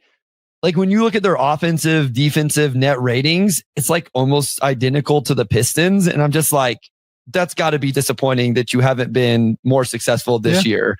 If you're okay, I have another one, real fun question. Well, real quick. I want to bring something up here. Okay. Have you seen Naz Reid recently? He's awesome. He is. There might not be a player having a better contract year right now than what Naz Reid is doing. Naz Reid in his last 10 games is averaging 22, 10, and 4, shooting 46, 35, 91. He's passing. Incredible. The passing flashes have been awesome. And we know that he can slice and dice. Like we know he has a real handle, but like the tempo and the rhythm of the handle has like continued to improve and take a leap there. Man, like he is we have to do whatever it takes to keep him guy. Mm-hmm. Like no matter what happens here with them and like whether we can trade Julius Randle, does it mean that we lose Nickeil Alexander-Walker, unfortunately? Like he is the guy that they have to maintain now. They have to find a way to keep him because he has been unbelievable during this run without Randle, and he has to start now. Like it makes so much sense. There's no case against it to me now. He has to be the guy. It can't be Randle anymore. Agreed. There's no question in my mind that's what Ant wants. And at the end of the day, Ant is the face of your franchise, and Naz's play has warranted that. And listen, I was watching that Grizzlies game. And so every time you watch the Grizzlies, right, what stands out with Jaren Jackson Jr., the way he finishes with his left hand, right? Naz isn't quite Jaren. I don't know what the numbers say, but Naz does it a lot as well. He's so I think a lot of people would just like, you think about him as a shooter, but he's so good off the dribble, the finishing, the passing. He had one in the Thunder game I watched where he bumped J-Dub off the driving line. Like he just gives him a little bump and it moved J-Dub, and then he hit him with the little floater. He's so good. And to the Nah point, I love Nah. I'm one of my favorite players in the league. I've talked about it before with you. Jalen Clark just got, moved to a standard roster, has been really interesting. Listen, really good. No matter what you think, not one for one players, but just looking at the backcourt, you traded real draft capital to go get Rob Dillingham. You got to give him a chance and let him play. You got Dante on the roster. Like my point is, you definitely have to prioritize Reed over Nah this offseason and figure that out. And if it means you lose Nah, then you have to trust your draft picks and stuff like that to replenish the talent in the backcourt. So yeah, I completely agree with you. You just drafted Rob Dillingham and Terrence Shannon, and Shannon Jr. I forgot Shannon Jr. My bad. And he had a good game against who the fuck was OKC, it? Right? Was it the OKC game? I think it was OKC, the OKC when they came back and won in overtime. Yeah, I think he had like 17 in that game. He was like really useful in that game. So, I mean, you have to hope that you can find an answer on Nickeil, but like if he ends up leaving in the offseason, and he's been good enough again to where I think that it's going to be hard for Minnesota to pay to keep him. I think, especially because Naz Reid. Did someone give him 30 this year? Yeah, but who's going to do it? Nobody has the money. Oh, like if you're Washington, like this is a guy that fits. Here's the issue. Like he's still only 25 years old. He fits the rebuilding team's age timelines. Sure. No, listen, Pistons fans bring him up to me all the time. Detroit could get there. They would just have to make some other maneuvers to get to it. It's not that complicated. They could get to it if they wanted to. Like it's like an automatic decision to me if I'm Brooklyn. Sure. Like you give him 30 and you see where it goes. Yeah. So,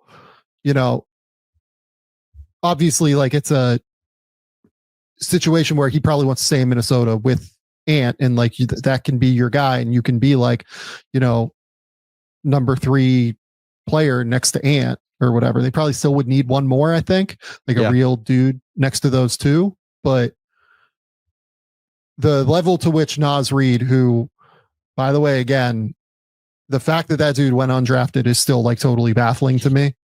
I've kind of always said that. I think I had him at 30 or so that year. And the fact that he went undrafted is just like completely ludicrous in a lot of ways to me. He's a real dude. So for that reason alone, like on the Nas thing, taking a leap, I get that the first half of the year was rough, but man, it's they're still 32 and 27 and they're figuring things out real quick. Yeah. All right. Real quick question here for you. Would you rather be team A the rest of the year going into the playoffs? Both of these are playoff, play-in level teams. Would you rather be a team that has a 14th offensive rating and 11 defensive rating, or would you rather be a team that has a 28th offensive rating but second defensive rating? So that's like Orlando versus.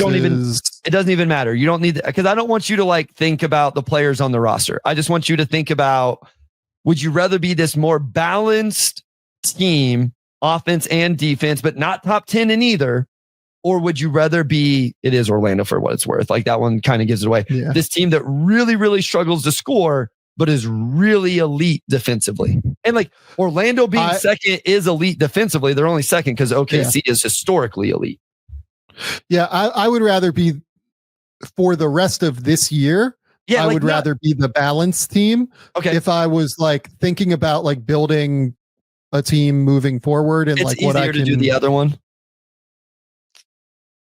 You think it would be dependent on like who I have on the roster and everything, but like I would think that like, okay, I've got like a real baseline here where I am like truly elite defensively. What can I do to go out and like, is there somebody I can go out to find offensively that won't tank my defense, basically? Yeah, sure. No, I think I agree with that. It came up on the Pistons podcast the other day, actually, because we were talking about them trying to keep the 6th seed and kind of comparing them to Orlando. And the numbers I gave are what the Pistons are before Wednesday night against the Celtics. And then you look at Orlando. And so then it was like a conversation of which team would you rather be for this year and who would you want to be long term? And so it was just an interesting conversation of kind of just like philosophy. What do you think would be better, for the short term? And when you put players into it, it skews it a little bit, right? Because but even putting players into it, it is like an actual really interesting question to me. And it would be all about like your philosophy on team building, because like, I think Cade is the prospect I would want on all of on those two teams. Yeah. Like he's the guy I would want to build around, but obviously Orlando has more and they have like two of those guys in Paulo and Franz that are like real long-term all-stars. But like I will tell you like straight up league wide, there are some evaluators, people in front offices where it's like, no, give me the guy that I think is like a top 10 player and then I'll figure out the rest. Yeah. You know what I mean? I can try and figure out the rest, as opposed to having like two all-star level players and then trying to like make it work around them. So Paulo has upside, Franz has upside. Like they could easily end up on Cade's level at some point, but I would take Cade out of any of the players on that group. And I would understand an argument for either if I was building long-term for either of those situations.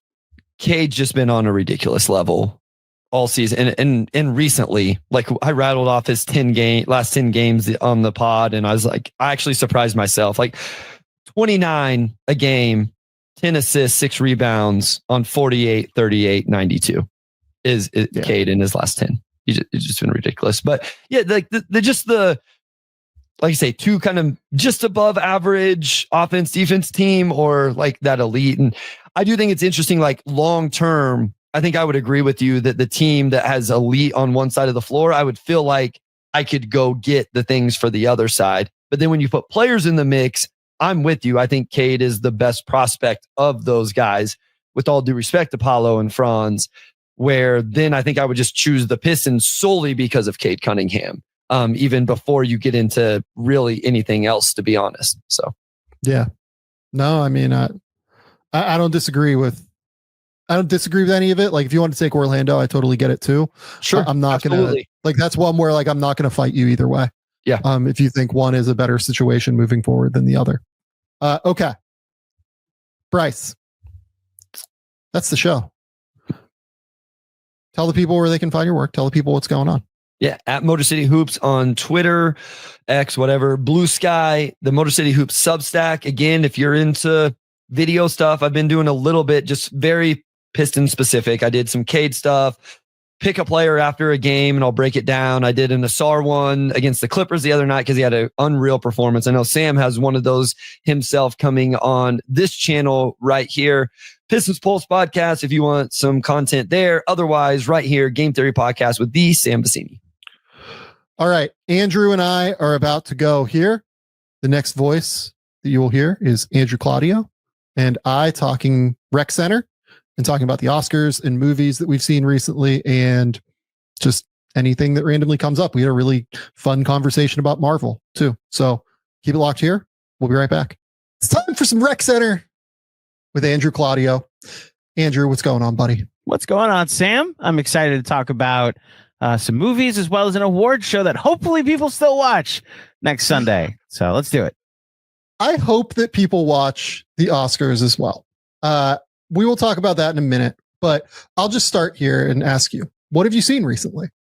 So the big one that I saw recently, as I mentioned, I believe the last time it was either the last time we did Rec Center or the last time that I was here that I went on vacation, and there were some movies that I didn't get the chance to catch up on, but it was mostly a Cobra Kai binge when I had the chance to watch something with my wife, which hit me right in all the nostalgia feels that I needed to have. But I don't think that's a Rec Center conversation.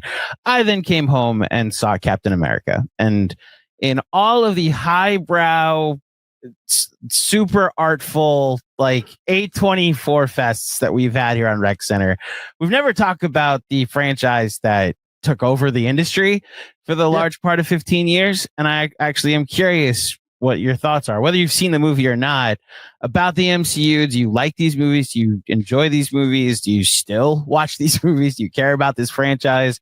Because I have some thoughts post Captain America Brave New World. That's for sure. But what are your thoughts? So I loved the Marvel movies as they were in their heyday, like from, what do we want to call it, 2007 or so. Yeah, from Iron Man to Endgame. Is that where you're calling exactly. it? Yeah. So it's 11 years. Yeah. I think you started to see some cracks in the armor as they started to oversaturate the marketplace with the TV stuff.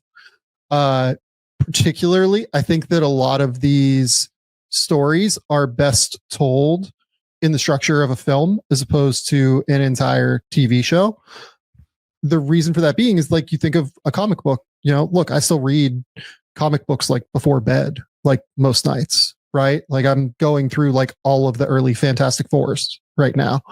And like, they are such brilliantly like self-contained stories. Like they're almost like episodic television, a lot of them for the most part, that I think it's hard to elongate that idea into TV. But as you start to do TV in order to fill the inventory for, let's call it, a streaming service that you have decided to start in order to combat Netflix, you start to pull away some of the really good ideas, some of the really good characters that could potentially exist in film. And then you start to pull away resources and you start to pull away time in terms of quality control and everything. And I feel like that is, it's almost like, this Bill Simmons disease of more in a lot of ways with Marvel to me, because as they have started to go further and further down the road of trying to create too much content, I think you've really seen slippage. But look, like the Thor movies, like Winter Soldier, really the Taika Thor movies, let's go with, like, I'll even go to bat a little bit for Love and Thunder. Like I had a good time. Like every time those fucking goats did anything in that movie, like I was for it and laughed my ass off. But I think that we haven't seen anything good. I mean, there have been a couple of things since Marvel. I actually liked, or since Endgame, like I actually liked Hawkeye as well. But I think you start to see the disease of more kind of pull away a little bit from the quality. And I've not seen Brave New World yet. I'll see it. I will. I don't know when though. It's not on, like, I'm not, lining up the theater to do it. If I get an afternoon free at some point, I might do it, but it's not a necessary thing for me right now. Well, that's the fascinating part about Rec Center, like Recommendation Center. I don't remember the last Marvel movie that I waited 9 days to see, but the movie dropped on Valentine's Day. So obviously I didn't take my wife to see Brave New World on Valentine's Day. Then we left for vacation the next day and didn't want to go see it on vacation. And then when we came home, will your wife go with you to see these movies? Oh yeah, she loves these movies too. Yeah. Like this is normally a date night. But same with Laura. 100%. So we looked at each other. It's like we don't want to dedicate that time anymore to this. Yet this was like Shang-Chi. We were there the Thursday or the Friday, the opening night. Spider-Man No Way Home. I'll actually go to bat for is just the last 45 minutes. Once the three Peter Parkers are on screen together, it's exactly what you want for this kind of fun. But opening weekend for I had Doctor fun Strange, with Yeah, like I had fun with Multiverse of Madness. Like I think it's two different movies you can see, but the part that like Sam Raimi clearly was directing, because I think they changed directors midway through, if I remember correctly. It did, yeah. Raimi came on. The part that is Sam Raimi, you can clearly see that like they gave him full autonomy to go full Sam Raimi, and that part of the movie was great because it had like an artist's vision on screen, and it was really enjoyable. I thought like it was really, really fun. Yeah.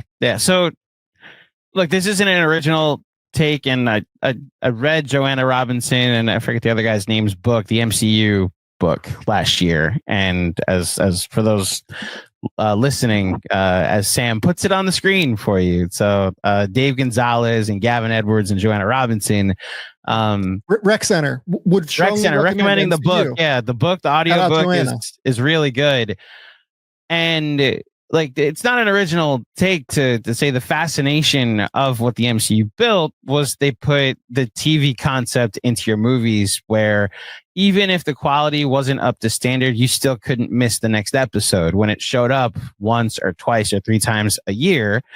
And you almost had a little grace sometimes for a Thor the Dark World or an Iron Man 3. Even if you were just like on the fence about how good they were, you loved checking in. You loved seeing how they further the overall cinematic story. They earned the moments in Infinity War and Endgame because they put the time in and spaced out over 11 years, 21 properties. And then, like you said, Disney released a streaming service. And I think where we get to Captain America Brave New World for me is I'll forgive the first 2.5, 3 years of the post Endgame slate on overindulgence, like the oversaturation of like it's 6 weeks of a show, then a movie, then 8 weeks of a show, then a movie. You never got a break, and all of this has been taught to us that it's important. So like, did I need to watch all that Moon Knight, and did I need to watch all that Secret Invasion? And as much as like I liked Hawkeye, I liked Loki, WandaVision I think is actually spectacular. You then are left with, does all of this matter? Because I feel exhausted by the homework I have to do to pay attention to both the movies and the shows. So while the quality wasn't awful, I was able to forgive, the process being poor. Then somewhere along the line, the quality started to go away too. And I said Secret Invasion. I think that's one of the downturns. And Quantumania, I think, was the first time I was like, oh, they're in trouble, because you introduced your new big bad and he lost to Ant-Man. So like, why do I care whatever if you introduced Kang to me because he can be taken out by Ant-Man? Okay, go call Ant-Man. And to speak to the quality as well, I mean, there have been many reports, including in the book we just referenced by Joanna Robinson and Dave Gonzalez and Gavin Edwards, that the CGI workers on Marvel movies are drastically overworked. And I think that is where you can really see a downturn in quality in these films, is the CGI. Like, it is just so much worse than it had been previously.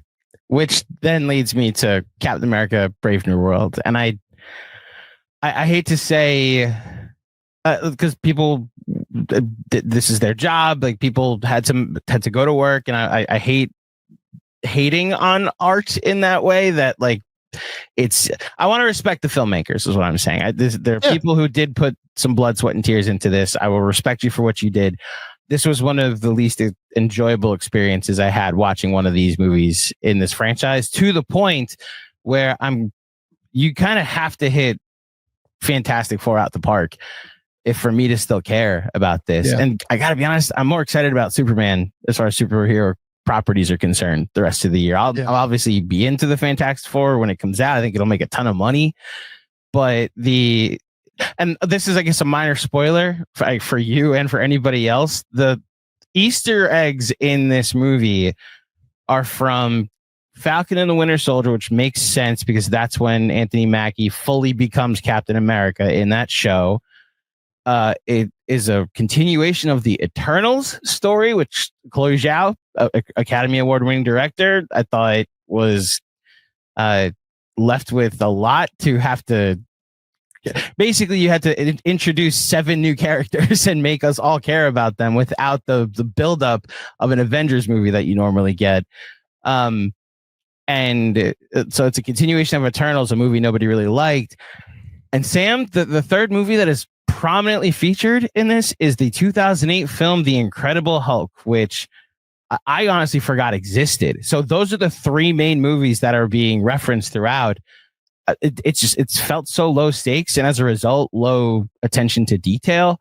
The CGI at times, it looks like a cartoon, and especially the Red Hulk scenes. My gosh, the green screen, you can tell that's not Washington, D.C. Not that they had to go film at the White House. I don't think that the current administration would allow that, but you can understand. I might have been able to sneak in when Joe was honestly there. That might have been fine. You might actually pulled that off back in the old administration. I can understand if it doesn't have to look perfect. It can't be so obvious you're standing in a lot in Atlanta. So one of the poor entries to this. I'm struggling for ones that are actually quite poor, and I think it's the 3 movies that are referenced in the movie that bring this, that would be in the same tier as this. So I can't even say from a recommendation standpoint that I'd recommend it, but I think it's worthy to have the conversation of the MCU, because like one of my favorite theater experiences ever is being in a packed, sold out house for the first Avengers Assemble that happened in 2012, and the Endgame portal scene, an entire theater going nuts when they were coming back. And yes, we're doing this from like we're reflecting on our childhood a little bit. We're being kids at these movies, but when you earn those moments, we're here to be entertained and to have fun. I didn't have fun, nor was I entertained in this movie. So I'd actually recommend you skip this one unless you still care about the overall narrative of the MCU, because they're trying to push this as the next installment, so it's hard because like I'm trying to think of, so we're in what, phase 5 still, or like transitioning into phase 6 of like kind of been confused. I did watch all of Agatha. Agatha was quite good. Yeah, good, contained story, low stakes. It's just totally separated from everything, though. Like, I have not watched any of Echo. I've not watched Loki season 2. I got 3 episodes into Secret Invasion and thought it was like terrible. It's like bad, really actively bad. Yeah, it's bad. So I don't know. Like, I'll see it. I will absolutely see Brave New World at some point. It's not high on the docket, I guess. Did you see Deadpool Wolverine? I did. Yeah. Okay. It was fine. Again, separate from the further narrative of the MCU. I laughed a ton, but that movie had nothing to do with the MCU and had no script whatsoever. Yeah. Like, there's no story, and that's fine if you just want to make a comedy. But that I think so the MCU wasn't making hangout movies, which is, if you wanted to be concerned about the overall heartbeat of the storyline or the conglomerate, right? Then, the best thing I enjoyed over the last 2 years from this franchise being a TV show that was, I agree, Agatha was quite good, and a hangout movie where Wolverine comes back to life. A version of Wolverine comes back to life, and they just make jokes for 90 minutes. You're starting to lose me a little bit in the overall care department. Well, so I said at the start of this that like it's been a couple of years since I've seen anything good from them, and Agatha is quite good. I thought Guardians 3 was actually quite good as well. Like the Rocket storyline like really worked in that movie. You have pets. That was like, I do. It's a very good that point. movie. Every pet owner I know loves that, like was affected by the Rocket storyline by that movie. Yeah.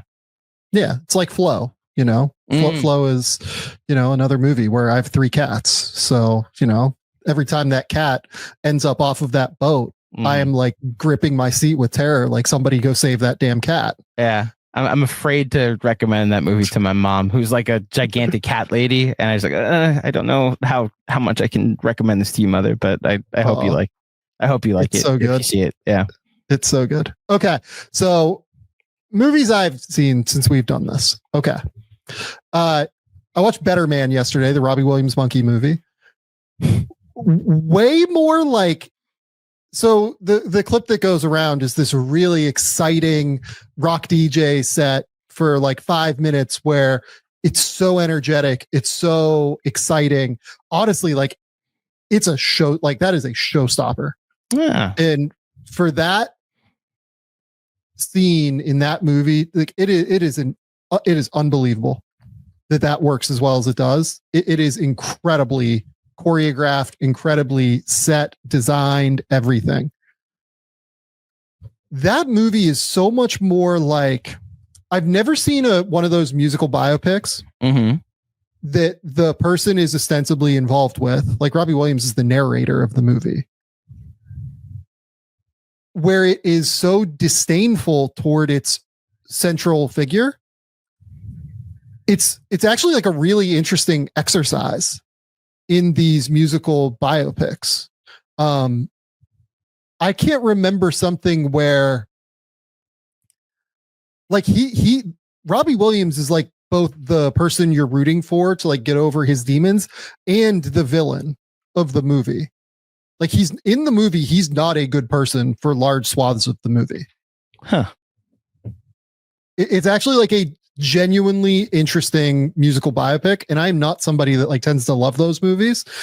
I liked the Bob Dylan one. That movie is very close to me with A Complete Unknown, and we might be talking about A Complete Unknown like winning freaking Best Picture on Sunday, right? And we'll talk about that in a second. But like, I thought that what Better Man did, even though it's like CGI monkey playing Robbie Williams, was a lot more interested in interrogating its central figure. And for that reason, it almost made it a more interesting movie to me. A Complete Unknown is like way more competent. It's like more competently told.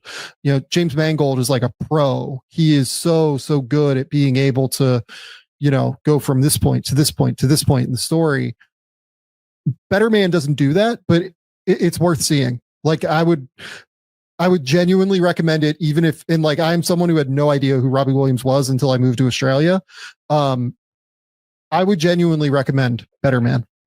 So you'd recommend it to an American that knows like that he's a singer and has no affection or affiliation to him, though, right? Like, yes, you think I'd still enjoy a movie like that? I would.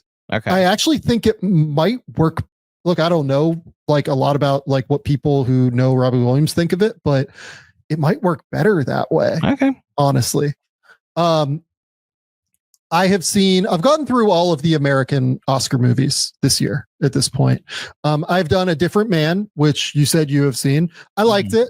It was a really interesting, like parable almost more than anything. Word for it. Yeah. Yeah. Do you like really this or The Apprentice for Stan? Like for Stan's way better in this than he is in The Apprentice. He's way better in this, I think. I thought he's good in The Apprentice as well. Like it's a year of Sebastian Stan, and he deserves to be nominated, if only for doing both of these in a single year. I think this movie just works way better than The Apprentice does. I didn't even really enjoy The Apprentice, if I'm being honest. How much was Well, I mean, you're where you are now, but how much is what happened historically in current events had to do with your viewing experience for The Apprentice? Because I saw it after the election and it affected mine a little bit. Yeah, I mean, look, it's not a secret that I'm not a Trump guy. Right. Like, probably not a lot, honestly, because like it takes like a very negative bent toward him. Like, it's not like lionizing Trump in any way, shape, or form. Yeah, my review of it was that whatever side you on, it's either a hero's origin story or a villain's origin story.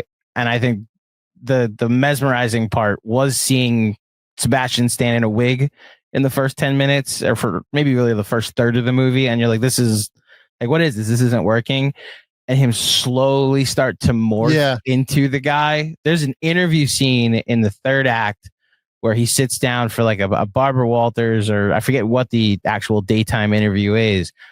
The mannerisms, the way he says the word fantastic is I thought I was watching Donald Trump. And that's what I go to the movies for, is to see people disappear on screen. And that's, I think, why I would lean this over Better Man from a performance standpoint. But I understand Better Man's really good too. Like, I enjoyed it as well. A Different Man, but yeah. Well, a Different Man. Excuse me, Different Man. Yeah. Look, I think I just enjoyed A Different Man more, and maybe like that clouded. The last scene in The Apprentice, he is literally like, he is turned into Donald Trump. Mm-hmm. It is a mesmerizing performance. He is genuinely great in both of these movies this year. This movie, I feel like, is a little bit more like complicated to play emotionally. A Different Man, I mean, because he's going through being like this person who rightfully has had like no confidence throughout the entire course of his life, and then having success, and then like having another downfall, frankly, and having to play that like roller coaster of who you are as a human being, while also never changing really, actually. Like, your circumstances around you have changed and the facade changes, but the internality of the performance never changes.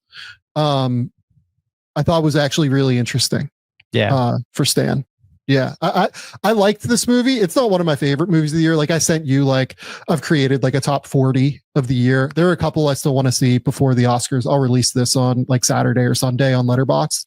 I have A Different Man at like 19 right now on the year. And I've seen 116 releases for 2024. So really, like, a really great movie that I really enjoyed. And like, I totally rightfully nominated in best script, and I think would have been rightfully nominated if Stan was nominated here instead of The Apprentice. But, you know, I don't have a problem as long as he's there, because he had a great year. The last one is I'm Still Here. Which is the Brazilian movie that is nominated for Best Picture. I have like some issues with this movie. It has like 3 or 4 endings, frankly, when really it probably only needs 1 to 2. I'll even accept like the second ending, frankly. And I think honestly, it would work better if it ends after the second ending than it does. But Fernando Torres in this thing is an absolute fucking knockout. Like, I think I said that I thought Mikey Madison was one of the best performances of the year when we did the Honora show a couple weeks ago. I think this is my favorite. I think Fernando Torres and I'm Still Here is my favorite performance of the year. It's this woman who is just trying to hold her family together. If you don't know, this movie is based on, it is out of Brazil. It is based on a congressman or a former congressman in Brazil who has been abducted by the regime that has come in Brazil, the authoritarian regime, I guess it would be. And like, Fernando Torres, who is the wife, does not know what's going on. Like, where is her husband? Why has he been abducted? Everything like that. So, you know, the movie is about her learning about that while also trying to keep her family together, while trying to keep her life together in some respect. She is clearly like again, it's all about like the internality. She's really trying to keep it together on the outside while you can see on the inside that she is struggling so deeply to figure out what her life situation is now. Like, is her husband coming home? Okay, well, what do we do like for money if the husband does not come home because she doesn't work? Like, what do I do if my husband doesn't come home? How do I take care of the 4 or 5 children that we have? We have a child overseasoning. Like, it's an amazing performance in a movie that I quite liked. But if it had like a less compelling central performance, would be fine. It's based on a true story. It'd be one of those like biopics that is perfectly interesting. And I think it's really important that it's told from her perspective. You could very easily make it from the perspective, as you were writing it, of the man who is kidnapped, or of the like kidnappers, I guess, in theory, if you wanted to. But by telling it from her perspective, it really grounds the film in an interesting manner that I don't want to dig too much into without people seeing it. I would really recommend this movie. This is definitely in my top 15 of the year, like, for sure, and might end up in my top 10. You've sung the praises. I'm very much ready for this thing to come to streaming so I can finally see it. Do you think she wins on Sunday? So yeah, let's talk about the Oscars. Let's do it. Look, I'm not like an Oscarologist. Sean Fennessy, Katie Rich, the many people that you can go listen to that seem to have an understanding of this even better than I do. My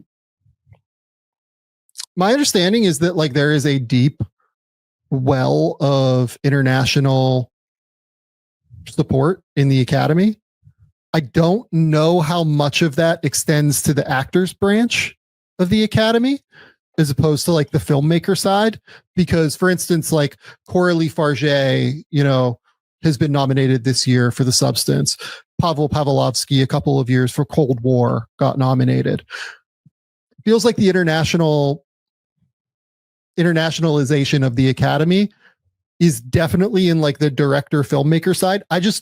I don't know if it's extended to the actors branch. If it has, that could be like a surprise to me. I would still guess it's going to be one of Demi Moore or Mikey Madison. Like, that feels like the easy bet, and I would guess it'd be Demi Moore because she's winning all of the precursors. But I guess Mikey Madison won at BAFTAs. So that's the thing, is if you're gonna say that there's an international angle there, the one international precursor that matters is BAFTA, and that's the one Madison won, and Demi Moore won Golden Globe, which is a press award. She won Critics' Choice, which is a press award. SAG, I think, is the one that you can lean on because it's the largest branch, the actors branch. That her winning that more solidifies it. But look, I'm with you. I think this is more, from what I gather, this performance that we're talking about more lines up with Parallel Mothers with Penelope Cruz, where that had some late momentum leading up to Oscar night, and then it was always going to be Jessica Chastain because Penelope Cruz just didn't have a single precursor. But a lot of people said like that this is actually the best performance I saw this year. Think that's right. So I think that's more how it'll go. Yeah. And I would guess that I still think Demi Moore probably wins. I do too. Career Achievement Award. Yeah. The Chalamet thing is interesting though, that this may end up leading toward like him winning at SAG is a big deal. And his speech is a big deal, that he basically said, I want this. So the way I've been thinking about this is like, yes, Chalamet would be the youngest to ever win this award. He's up against Adrian Brody, who is currently the youngest to have ever won the award for The Pianist. What would that be? 20 years ago, 18 years ago, something like that? 23 years ago, exactly. 23? It was 2002. Yeah. So I love Adrian Brody as an actor. I do. Like, he is genuinely like a chameleon. Like, he had an era where like he went and did like VOD action movies. He has done like the Wes Anderson movies and been a favorite of his. He does movies like this, like Brutalist, like The Pianist. When you look at Adrian Brody's career, do you think that is the career of a person that should have 2 best Oscar wins? Best actor wins at the Academy. When you put it that way, no, but I guess probably not. I tend to try and separate it that all these things should be in a vacuum, but I understand what you're saying that if you've only been into like if you're like 2 for 2, it's different than someone who has 4. Like Bradley Cooper, I think should have 2 wins by now. No, you should have won for A Star Is Born. He lost. A Star Is Born. I like American Sniper. Like there's several performances over the course of the 2010s where I thought Bradley Cooper should have won. Bradley Cooper changed his voice, lowered it by octaves, and lost to a guy who lip synced. Yeah. Everybody liked tough. Queen. It's really just what happened. Everybody liked Queen that year. It's real tough. I'm with you on that. Look, I think that Adrian Brody is the best performance of the year on the male side. I think my 2 favorite performances of the year are probably him and Fernando Torres. Just point blank. They're the ones that I return to. Mikey Madison is certainly in that mix as well. There are a few others that I really enjoyed just kind of looking through my room or my notes here. The woman in Red Rooms, I don't remember what her name is. She's unbelievable. Honestly, like I loved Aaron Pierre in Rebel Ridge. Like I would have loved to see him get like some sort of award. Talk about Stars Born. Yeah. He's an absolute fucking star. That dude. In terms of best picture, I mean, any predictions here? It feels completely open. It's the most wide open of best picture categories been maybe since 2015 when it was The Revenant, Spotlight, and Gravity. Yeah. And everybody. The Parasite year was pretty open. Well, so Parasite 1917 won all the precursors, and then Parasite just then suddenly, I think it won SAG, and then the momentum just took over to the point where even Bong Joon-ho won director, and that was a shock. It was like maybe best picture will upset, but that's going to be Sam Mendes that wins director. So I want to say that because there's no passion behind any of the, like, that's the other part. The momentum behind Parasite, there was a passion, like, oh, this is great. Like Coda is the same thing where Power of the Dog wins all these precursors, and then Coda, because everybody had an emotional reaction to that one, it eventually overtook it. With this, I don't like. I guess people do like Anora. That's why people saying the Complete Unknown could come out of nowhere and win this one because of the preferential ballot system. It's in play. You know, I think the Conclave hype is real. The fact that it's now got 2 very major precursor wins.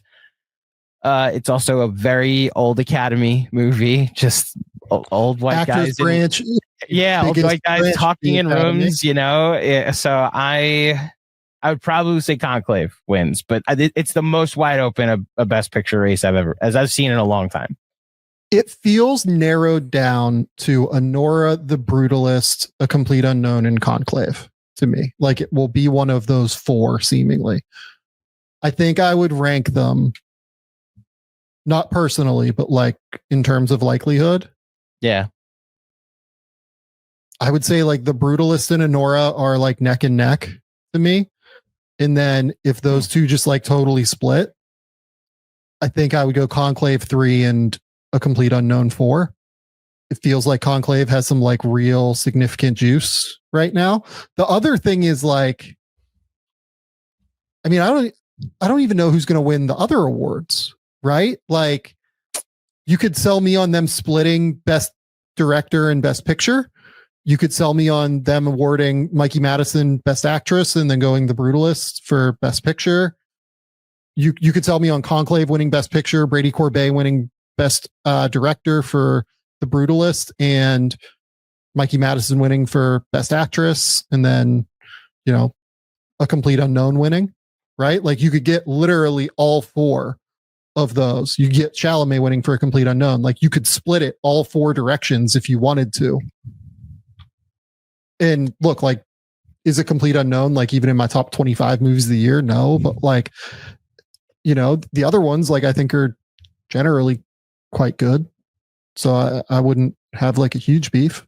The only certainty I have with that night is Kieran Culkin and Zoe South. The supporting actor, actress races are done. Kieran Culkin will win for A Real Pain, my personal favorite performance of the year, and then Zoe Saldana for Amelia Perez. I actually would say Conclave and Honora are neck and neck at 1 and 2 for chances to win, because I don't see the precursor wins other than Golden Globe for The Brutalist. But that's why the preferential ballot makes this so interesting, because if enough people rank Honora a 6, and then they're like, yeah, The Brutalist is great, I'll rank it in my top 3 or 4. Like it's basically, what do I think the floor is for one of these movies, and The Brutalist, that's its momentum. The fact that Conclave now has SAG and BAFTA, but Honora got the DGA win, got the PGA win.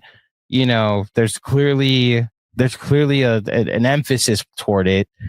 I think those are the two that I would pick between when I make my predictions on Sunday. Yeah, and it's like trying to figure out too, like, what controversies in the awards race matter, right? Like, well, which ones we saw it eliminate Amelia Perez. Is what Amelia Perez had like 45 things going on, and that movie's like bad. It's bad. Like, at the very least, it's like very controversial, and like it was polarizing, and like there are people that loved it. I personally did not. I did not think it was a very good film. But like, do you think, I've been trying to think about this, like, do you think that the AI conversation surrounding The Brutalist will matter more than like the lack of intimacy coordinator on Honora? And I feel like if you're looking at like what people will care about when they're actually doing their ballot, I'm betting that the AI issue matters more to the Academy than the intimacy coordinator issue does.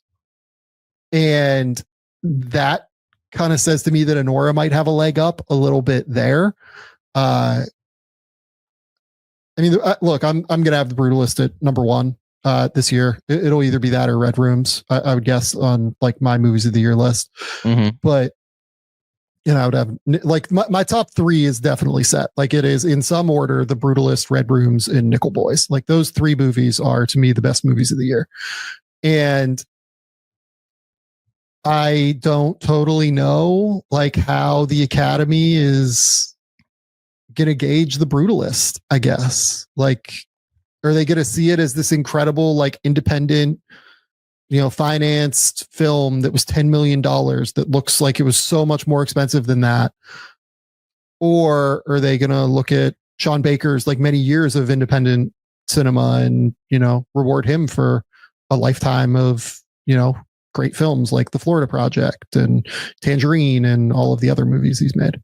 Yeah. Last thing I'll say about this is I agree. I don't know. And I think that's the cool part, that we're a week away from the Oscars. There's no clear front runner. There's no clear favorite. You know, that last year that was Oppenheimer's award from Golden Globes on, and the Oscars were a formality and a Ryan Gosling concert. This is actually an award show that has some intrigue, to where I'm going to fill out a ballot this year, and I have like 24, well, there are 22 dozen ballots. There's like a dozen that I don't know who's going to win, and that's exciting, you know, for your award show. So for those of us that enjoy this stuff, this is our night. Well, and this will be the final thing I'll say about that. Like this, to me, this year is going to be such a great gauge of, there's always this back and forth conversation of, is it that people know who's going to win the awards going in? Or is it that there are not like movies that are widely known as to why the Oscar ratings are going down and fewer people are watching the Oscars and seemingly caring about this, right? I think this year is a really great litmus test of that, because if the ratings go up this year, which I think there's like a fairly reasonable chance that they will, frankly, it says to me that we would be behooved by moving the Oscars back to like late January, if we can, in making all of those precursor awards no longer necessarily become precursors, rather than like, things that are handed out after the fact as like consolation prizes, maybe is the way to put it in some respect.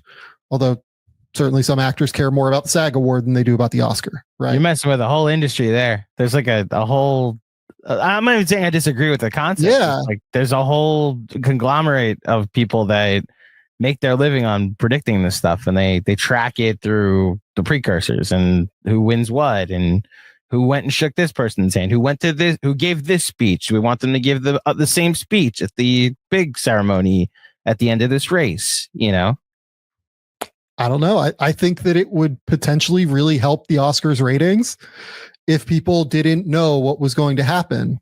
And this year's a great example because we don't know what's going to happen. Most of the time we do know. So here's the only pushback is that I think the NBA is dealing with this too. Like you have to make sure you're not programming against football. And the only if you want to make it the week between that's what I'm getting at. So if it's between the Super Bowl and the championship game, that it's the Pro Bowl Sunday, then okay, it's the first Sunday in February or the last Sunday in January. You can do that. Yes.